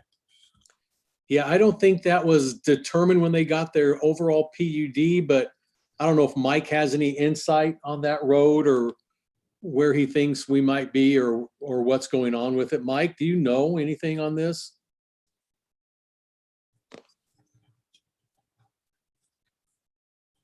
I don't. So there's your answer, Councilman, I guess. We have, like I say, it wasn't really part. Now they do have that industrial park up there and maybe Rick has the answer. Rick, let us know. Hi, this is Rick with Bush and Gudgel again. There wasn't anything agreed to and as part of the plan development. I know they're for these lower parts and the residential, they're just piecing it up. But the industrial, when they do the industrial, obviously they have to finish that up and the industrial is coming up pretty quick. So all I can tell you is there wasn't anything in the agreement, but it's coming quick. Okay, that's all I need to know. So. Is there any other discussion? I'm ready to make a motion. I'm ready to hear it. Mayor, I'll make a motion that we approve zone change request Z-2107 for the planned unit development for Red Mesa at Sunrise Valley with the findings and conditions with staff. Bundy, second. I have a motion and a second. We'll go roll call vote. Haley, aye. Ivy, aye. Coates, aye. Bundy, aye. I believe item 7B is to be tabled, so I would entertain a motion to table. Here, I'll make that motion to table 7B. Staley, second. Motion and a second. Roll call vote. Bundy, aye. Coates, aye. Ivy, aye. Staley, aye. Thank you, gentlemen. 8, resolution consideration to approve a resolution accepting the 2021-2022 tentative budget for Washington City, setting the public hearing date. Brian Brown.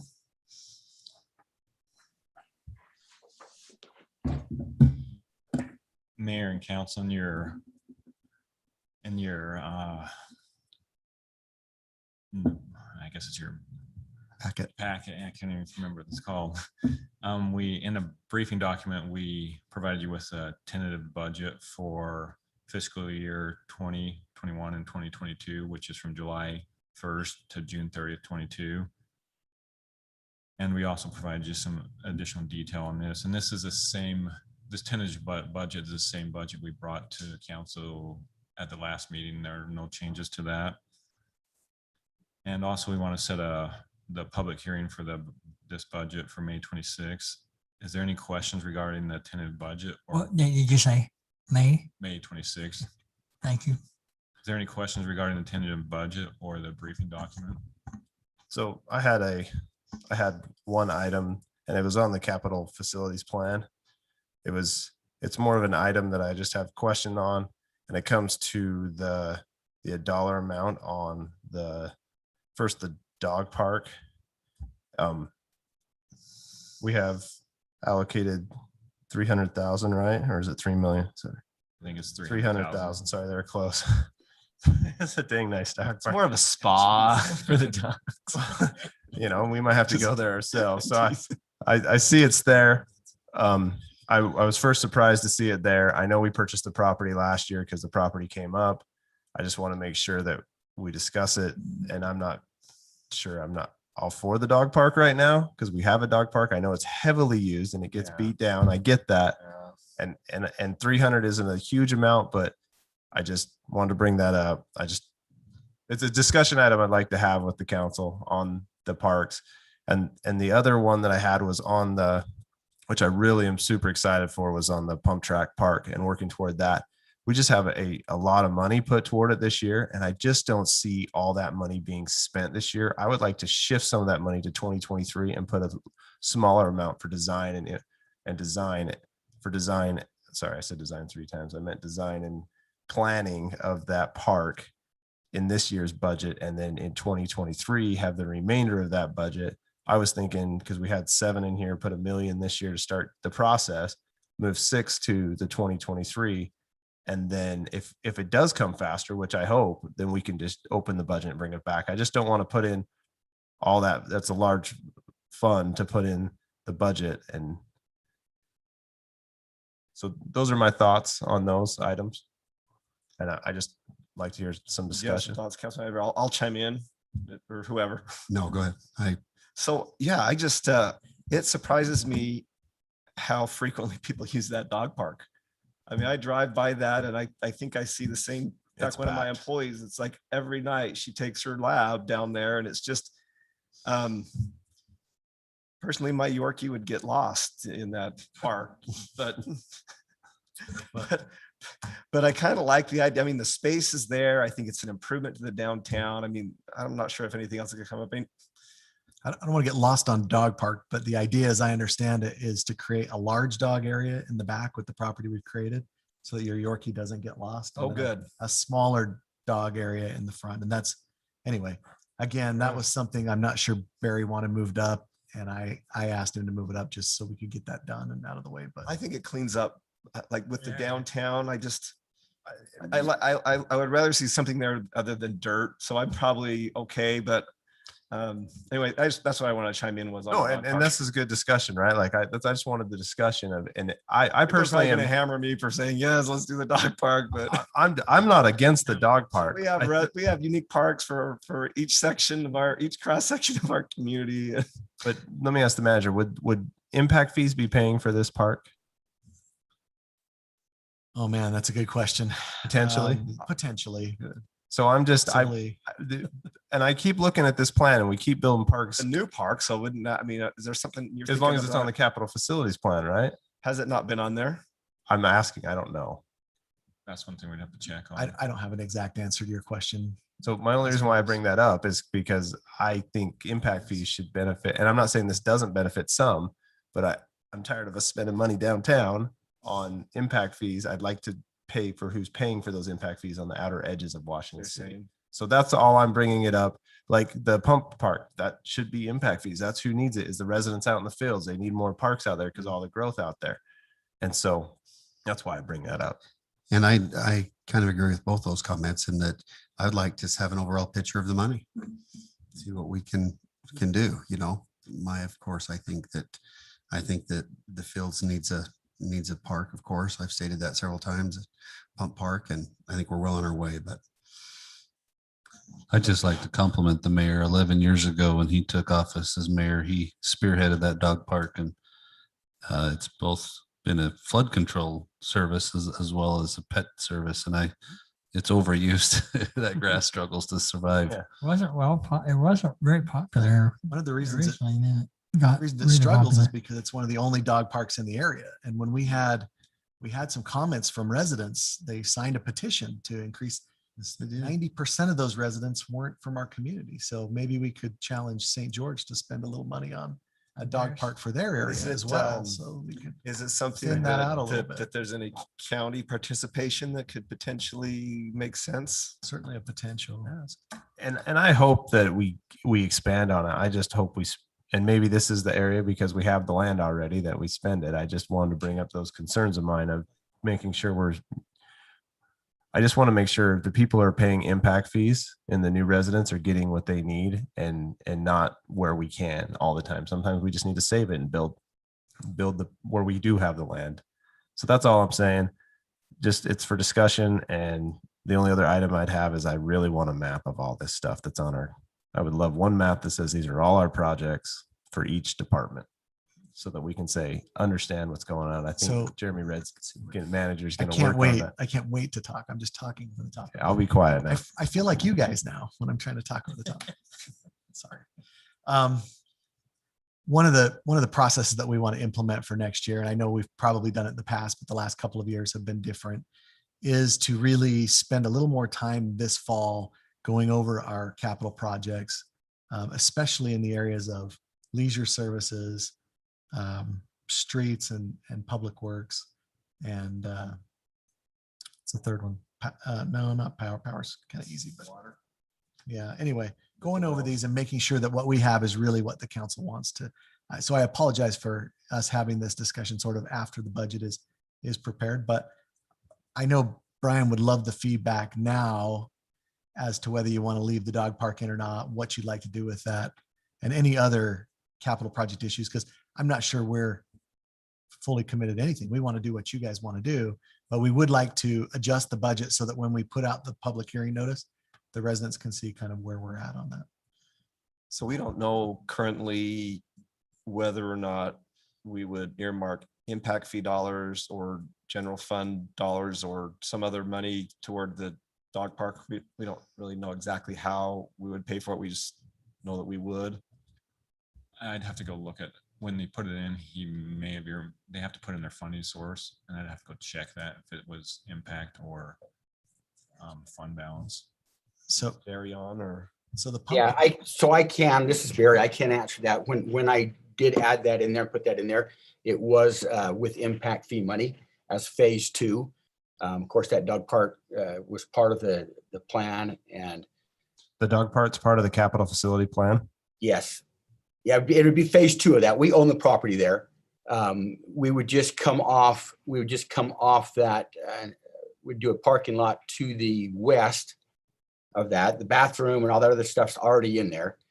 I don't know exactly the cost on there, but I want to make sure we had enough money in there. I don't know if it would use the whole 300,000 or not. But that was the intent of it. And the other comments are correct. That would be for large dogs. As you see that front on, to the east, that one small, well, it's the bigger area of the two areas, but it gets so beat up. We want to have that area where we can, have the smaller dogs in both those areas that are there now. And so that we can actually rotate if we need to. We can close an area off and redo that if we need to, without having animals on it for a while, maybe give it a rest for a month. and be able to rotate that to keep everything looking nice and be able to have the room. And the other area would be for the larger dogs. We would have a parking lot there and some, of course, fencing. We'd probably have a couple of areas there too, so that we could divide that off and maybe use both those and close one or the other at times for just a small amount of time. So that's the plan. Any other questions? Just do any other funding sources aside from impact fee funding come to mind? That's all I have. That would be up to the council. Certainly anything that would be recommended would be great, but that's what I have.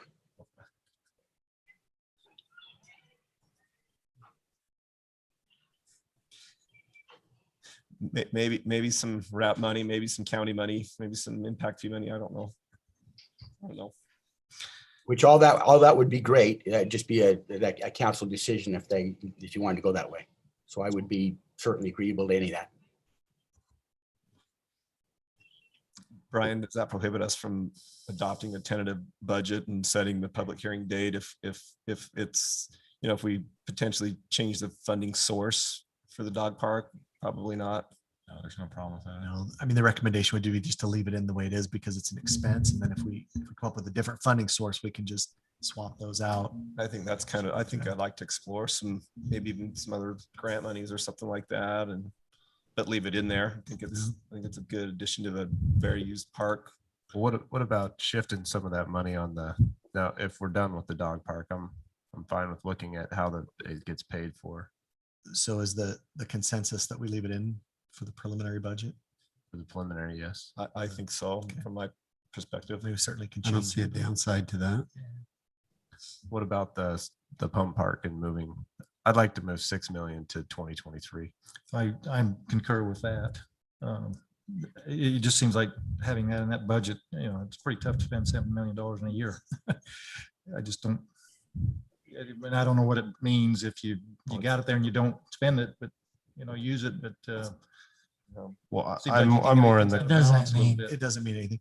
So the reason this is there is probably my issue. It's just easy to show it there as a total project number and then we just keep moving it forward.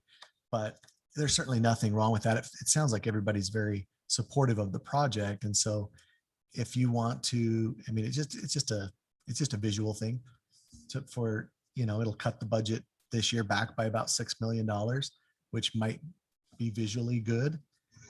But I think there's enough support that if we got to the end of the $1 million, nobody's suggesting that we slow down on the project. No, We would come I'm back to not. the council and ask for additional funds and open the budget. Is that- That's totally my plan, is that I want to be transparent with the community that, hey, the budget's $106 million this year. I mean, it's the biggest budget we've ever had. And I kind of think we should be more transparent on this project with it being such a large number that, hey, we're going to be in design and processing and working through those things. And then next year, potentially we'll have the project. And if things go well and the design moves good, and we have to move it up, then we'll move it up at that time. This is Barry again. I have no problem with that. And I also agree with Jeremy. The reason that's put in there is that's an anticipated cost that could occur with that, and that could move forward. But certainly, I have no opposition to doing that, especially where that can be open and you understand that we could move. It's a difficult project. It could take quite a long time, but then again, if things line up right, it could go fast. So that's not a problem as long as if it does move faster, that it could be opened up. And from what I hear, I think that's the consensus. So I have no problem with that at all. Barry, could you remind me, I may have heard it and just didn't know, but don't remember.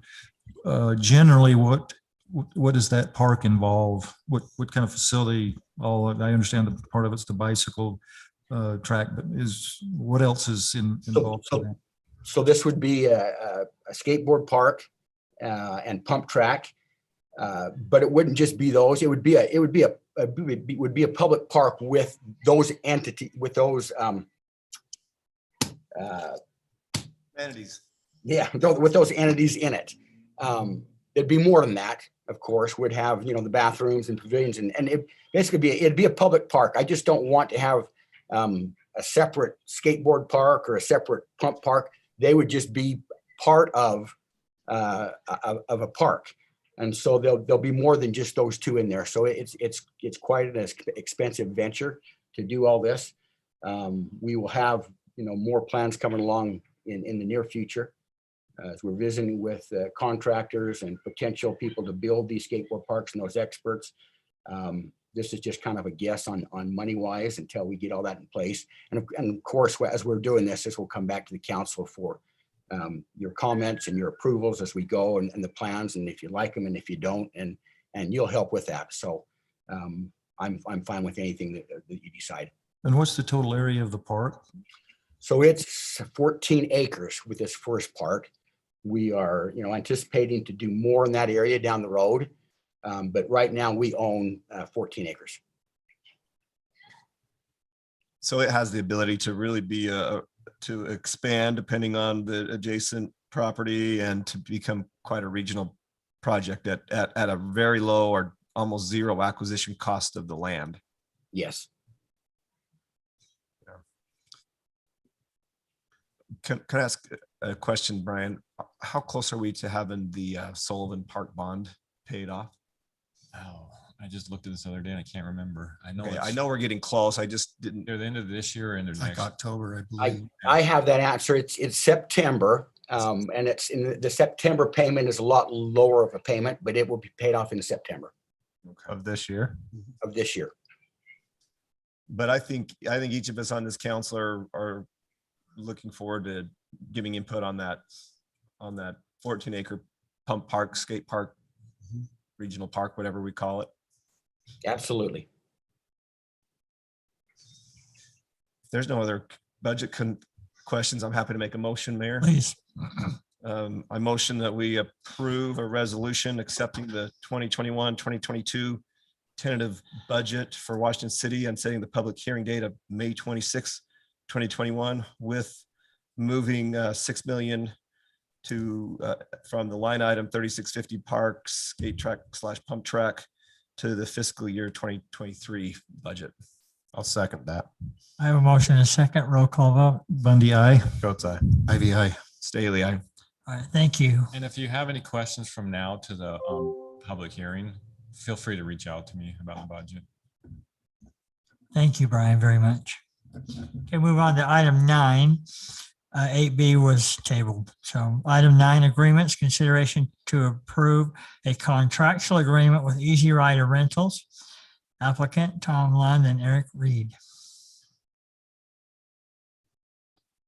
So,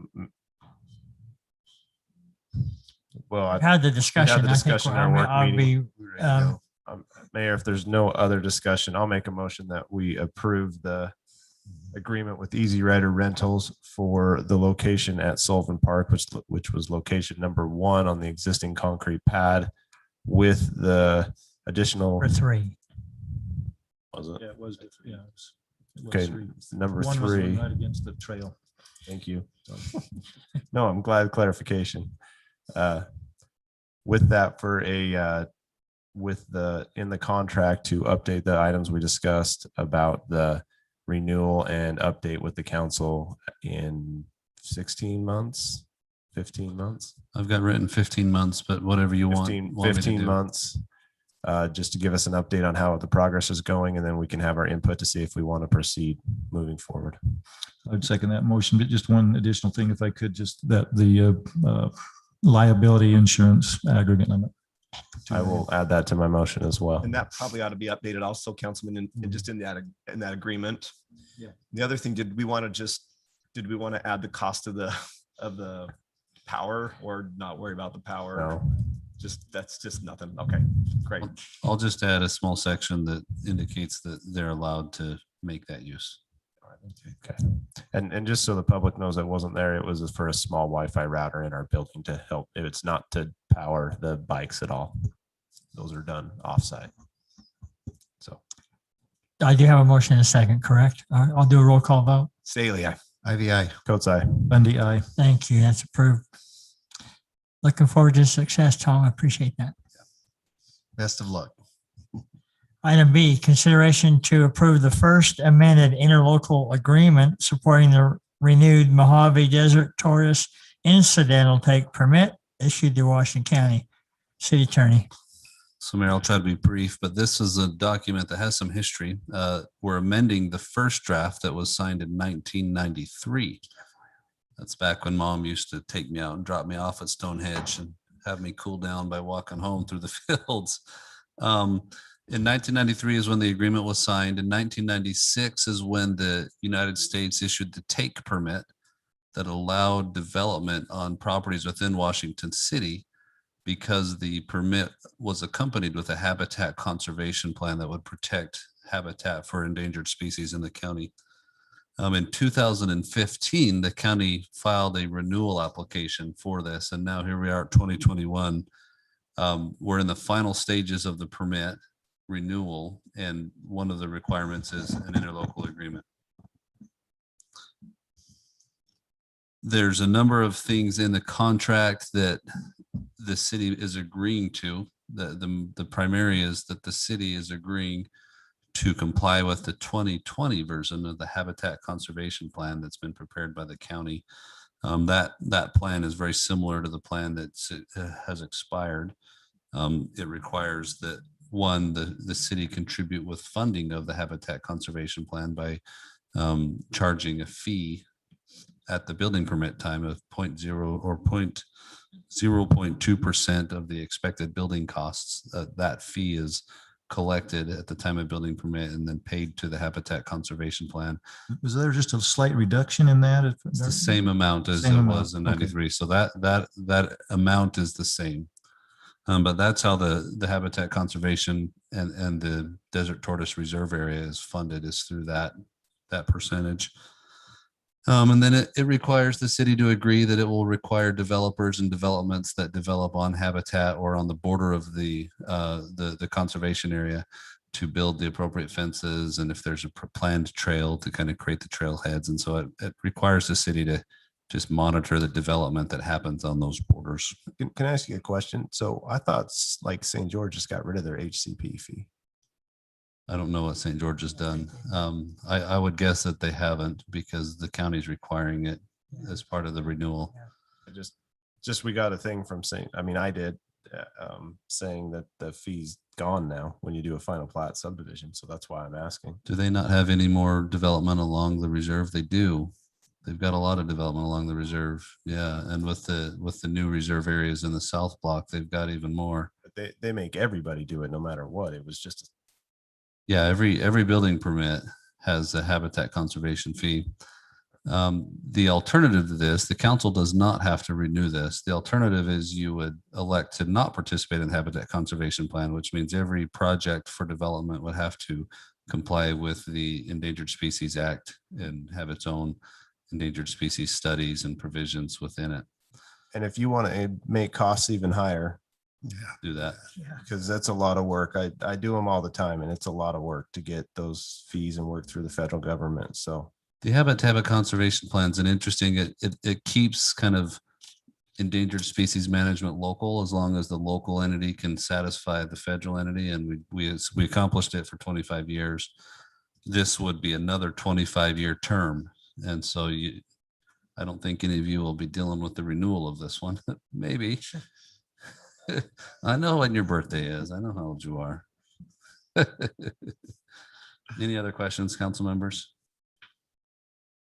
So when do we need to sign this agreement? Is this See, something that the we're county's already signed it. As soon as the council approves it, staff would just get the mayor to sign it, and we'd deliver it back to the county. So is it on our agenda? You're presenting it, or are we voting on it? Voting on it tonight. It was just under agreement, so I wasn't sure. Yeah, if you look at 9B at the bottom, Commissioner Almquist has signed it already. I was waiting for Councilman Ivy to make the motion, actually. I'll make a motion to approve the first amended interlocal agreement supporting the renewed Mojave Desert Tortoise incidental take permit issued to Washington County. Second by Coates. Thank you. I have a motion and a second. We'll go roll call vote. Staley, aye. Ivy, aye. Coates, aye. Bundy, aye. Okay, that's approved. Item 10, fee. Consideration to approve the dumpster building material encroachment permit and associated fee. Mike Shaw? Thank you, Mayor. I'm glad I stuck around for this meeting to be last. Was on the agenda for, was on the last workshop meeting. We went over this. So we did make the one change in the document, adding the 6-month time frame. Other than that, it's the same that we talked about in our workshop session.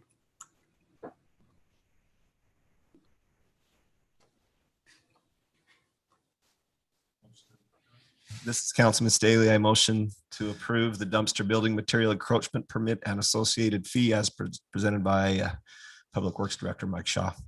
Mayor, I'll second that. I have a motion and a second. Well, again, we'll do a roll call vote. Mayor, I just want one little discussion before we move I have- forward on that. I want to make sure that we're not sitting here, we're working with the change in the terminology with the current landscapers, that we're not just saying, hey, just beating them on the bush, beating them down and beating them down. This is a new thing. It's different. We just need to work with people and work toward having 100% compliance, but work with the people who aren't realizing that these are new ordinances and new encroachment fees, and just work them through the process the best we can. And I know Mike Shaw will, and his staff will. I just want to make that known. So, Councilman, our plan for this is that for the first month that we're going to just contact all the encroachments, let them know they need to fill out the permits. And after that month, then we'll start trying to enforce it a little bit heavier. It's not necessarily new. This also goes right hand in hand with all the SWIP requirements on the lots. So when they do their SWIPs for the building lots, in those SWIPs, they say that the dumpsters and building material will be on the lot as well. So it's definitely not new. It's just we really haven't enforced it. Yeah, it's just new to them, but I appreciate that effort. So Mayor, if I could, I just have 2 or 3 things for Mr. Shaw, and just comments on the language in there, like in a fee for item number 2, it says, so I just want to clarify that item number 2 makes it sound like they would be getting a fee, a permit if it were on the lot. But if it's on the lot, there is no permit required, right? Correct. Okay, I just want to clarify that, but because number 2 is not clear on that in my mind. So maybe look at that just to make sure that that's clear. I don't know if you want just add that language. Yeah, a little just more so clearly. the language that's there, it makes it hard to tell. It almost just suggests that there's a permit required if it's on a lot as I read it. But again, that's not a major deal, but just clarify that if you would. Okay, we can do that. And then on the permit form, item 4, it says it has to do with any remediation of any damage to the road and what have you, is under the direction of the city public works. I would suggest that we're not directing the work, but maybe the observation of the work or approval of the work or something that way, rather than saying we're going to direct a contractor to do. We don't ever do that. Well, I think what it is we're directing them on the type of repair they're going to have to do. Okay, and that's fine. I just think it ought to be clarified that that's what it is. We're not out there. We don't have an inspector out there telling the contractor, you have to do this. That's their job. We just need to observe, or just again, this is not a major thing, but just wanted to clarify. Item 5, let's see, it says before the permit can be closed out. I think there needs to be a separate line item there on the closeout of that. But there again, just look at that, and if there's a word or 2 that needs to change. Item 8, it says subjected to submit. Subjected to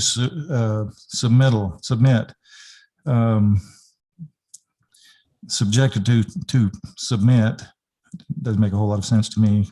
Maybe it should say required to submit.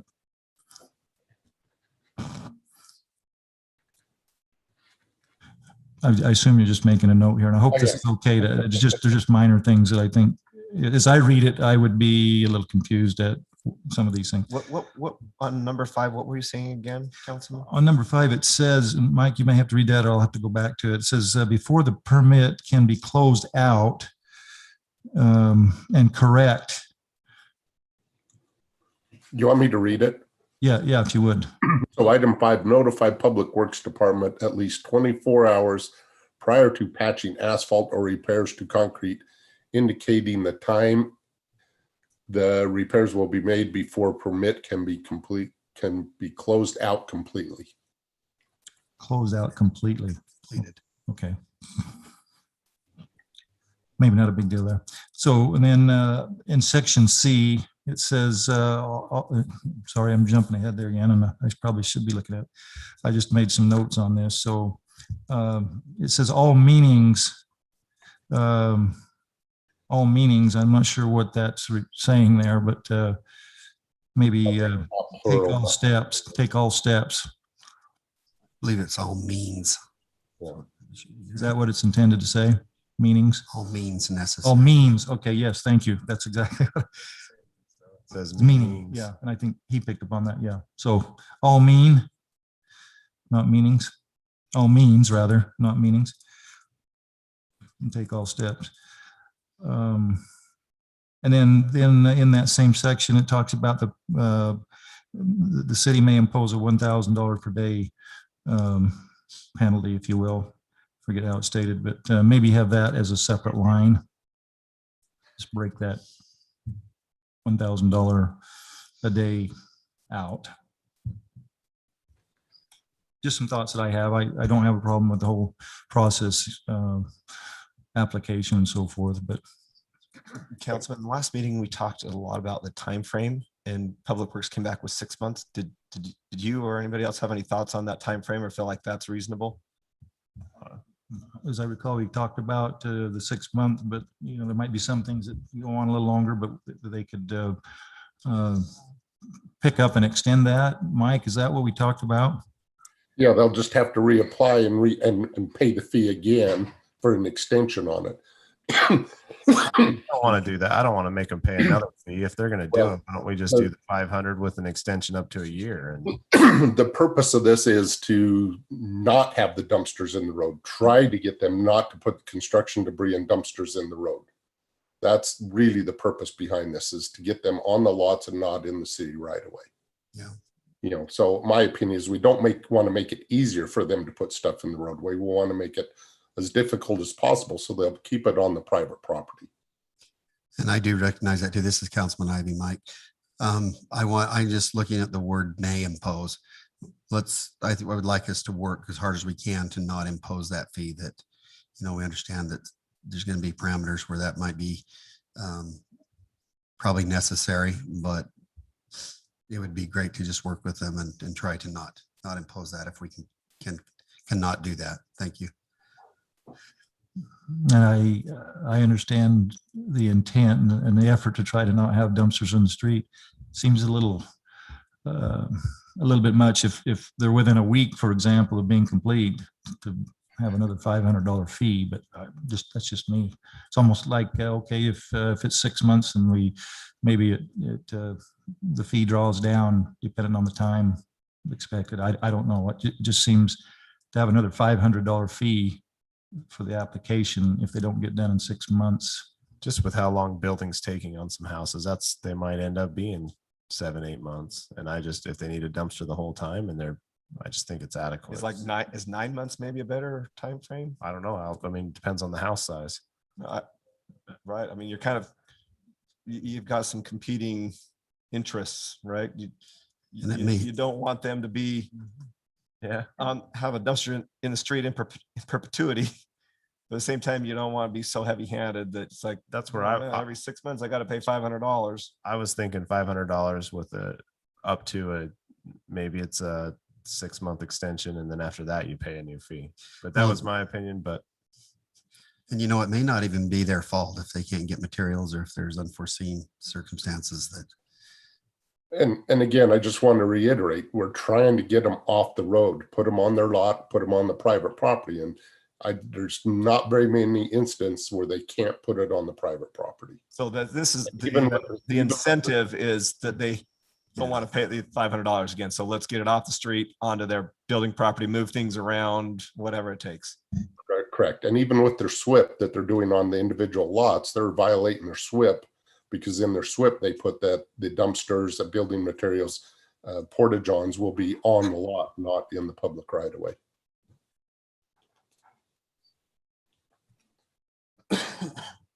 Well, I'd be comfortable with up to 6 months with an extension for 9. Then if we're going to split hairs, let's give them a little more time with how long it takes. I know we're trying to work with Yeah. everybody, and I think this is working with everybody and accomplishing. the So goal. would Because if they get the Free permit, or- excuse me, if they Yeah, get, no charge. if they get the permit to begin with, they're beyond keeping it on the lot in my mind, but so I'd be in favor of something like that, just.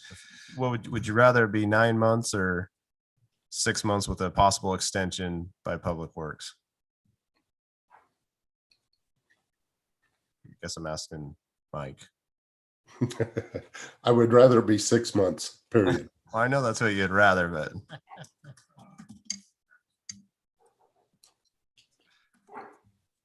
Did we have, was this going to come back in to Oh, consider? this is it. This is, No, I don't mean that. I mean, like in a year from now, we prove this, or a couple of years, and it can come back and we can look at it and see what kind of issues we've had, or not that we're not going to do it now. I think we need to do it now, but I think the council can review it at whatever time frame that you would like. so I'm hoping to change the motion to 6 months with an extension to 9. I'm going to be difficult, but I'm happy to just withdraw my motion. yeah. Actually, you know what? I'm happy to either withdraw or amend my motion. I don't care. I'm caught in between the 6 month from Mike and a 6 month extension with. I get where Mike's coming from. I just think the way building's going, it's taking 9 months. So why are we going to nick the guy for another 500 if he's already sitting there? yeah, because he's already got to that point. He's not got it on the lot. so. Okay, but we don't publicize the 6 month extension. We just did. So all you folks that are listening and hearing that you're going to hear 6 months extension or a 3 month It's a extension? 3 month extension. 3 months. Okay, I can do that. Let me modify my motion. Take a stab at modifying the motion. Yeah. While he's doing that, Mike, I apologize for kind of throwing these little details out to you in the text. I intended to send you an email, but beforehand, but. Yeah, I didn't- it's not a problem. We can take care of that. Take a shot. Okay, I'll motion that we approve the dumpster building material encroachment permit and associated fee with the following modifications. On the dumpster / building material encroachment fee document, we'll add that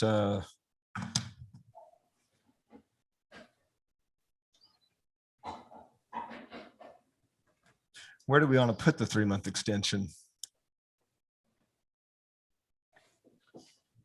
Maybe you don't have to put it into the don't document. think you You put it in just the document. authorize staff to Sure. offer it if necessary. Okay, authorizing staff to grant a 3 month extension.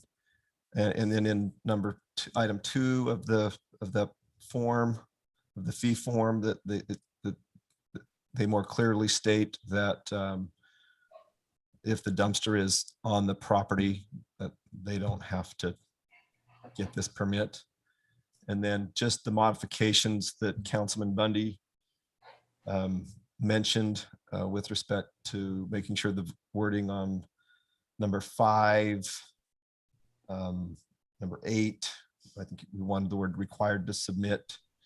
In section C, wanted the word, maybe the word by all means or something like that instead of meanings. And then add a separate line, possibly D, of a penalty of $1,000 per day may be imposed. Did I miss anything? I'll second that. I have a motion and a second. I'll entertain a roll call vote on the DBMEP. Bundy, aye. Coates aye. IBI. Staley, aye.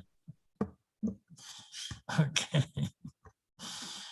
Item 11, cemetery, consideration to approve the cemetery expansion phase 3 for recordation. Barry Blake. Good evening. Oh, hey. I'm Glenn Evans. the This is cemetery Glenn sexton. Evans. Barry is with us though. We've submitted the block plot map for the expansion and we're looking for approval on that. And once that is approved, we can forward it to the county for recording. and then move on with selling plots. Any questions or comments on that? Anybody dying to make this? Mayor, I'll make a Motion. motion that we, oh, hold on. No, go ahead. I'll make a motion that we approve the cemetery expansion phase 3. Phase Phase 3. Phase 3. Okay. Do I have a second? I will second that, Thank Mayor. you. I have a motion and a second. Roll call vote. Staley, aye. Ivy, aye. Goat's eye. Lindy, aye. Thank you. Excuse me, Glenn. Just for clarification purposes, I believe that was phase 4, if I'm not mistaken. Okay, I will clarify Yeah. that. That says phase 4 on the plat map, but it said phase Okay. 3 on the Expansion agenda. 4. So Thank you so much. All right, we have the correction. Thanks, Chair. Anything to report from your assigned committees? Mayor, real quick, we did interviews for the new general manager out at the solid waste, and it looks like we have an applicant who signed today. So look up his name. Sorry, we interviewed a lot of people. I Where should have did, been ready. where did Neil go? Where did Neil? Neil resigned about a year ago, and I heard he's up north doing a landfill up there. And then we hired Ben, and he worked for 6 months or so, and then he got his dream job in Moab, and so he decided he didn't know he was going to get it, and so he decided, and it's in public finance, and that's what his degree is in, and he really enjoyed the job here, but he had to go, so he left, and then looks like we're going to be hiring a new guy. I don't have his name, I forgot, but I just wanted to let you know he did sign today, so, but it has not been approved by the board yet, so board as a whole. Mayor, I have just a brief update. The Utah League Cities of Towns had their mid-year conference in St. George last week.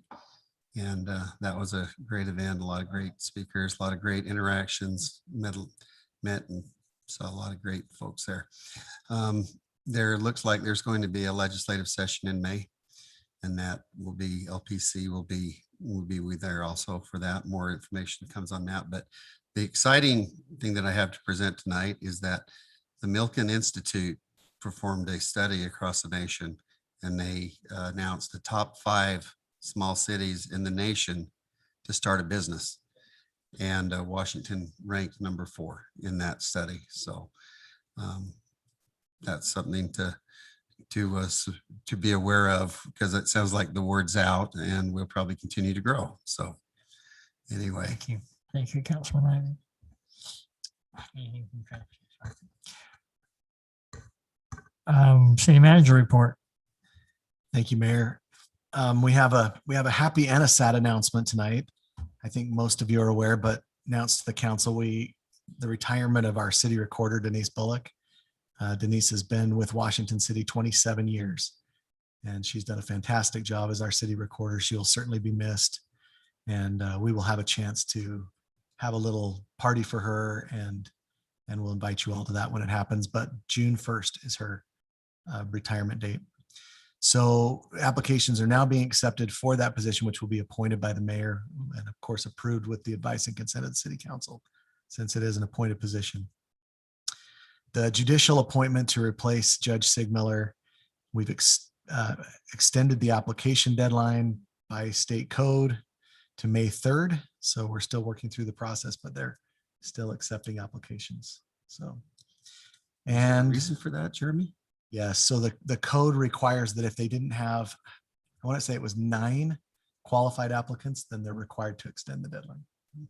So I don't know how many they have. I just know I'll put your name in there. And then we can- it was likely all along that deadline would be extended. I don't look black. Not that it's not a fantastic job, it would be great. So if you're an attorney, think about it. A couple of calendaring items. I think everybody we're aware of the Green Spring PCD work meeting. That's a joint meeting with the Planning Commission next Thursday at 6. And I will try to get with them and get some information if they have anything they'd like to have for you to look at prior to that meeting.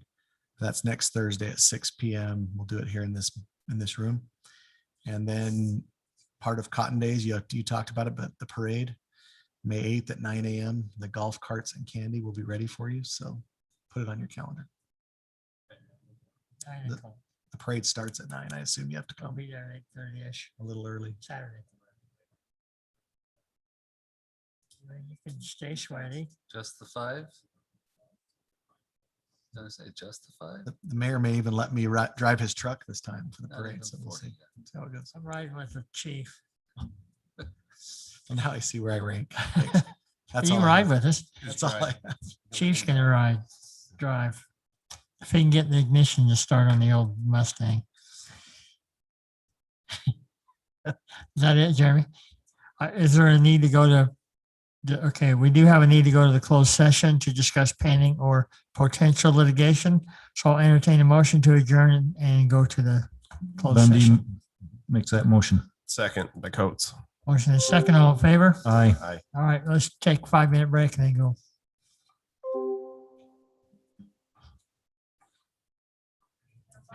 I just did, so. No, just come to like about 10, is that right? Yeah.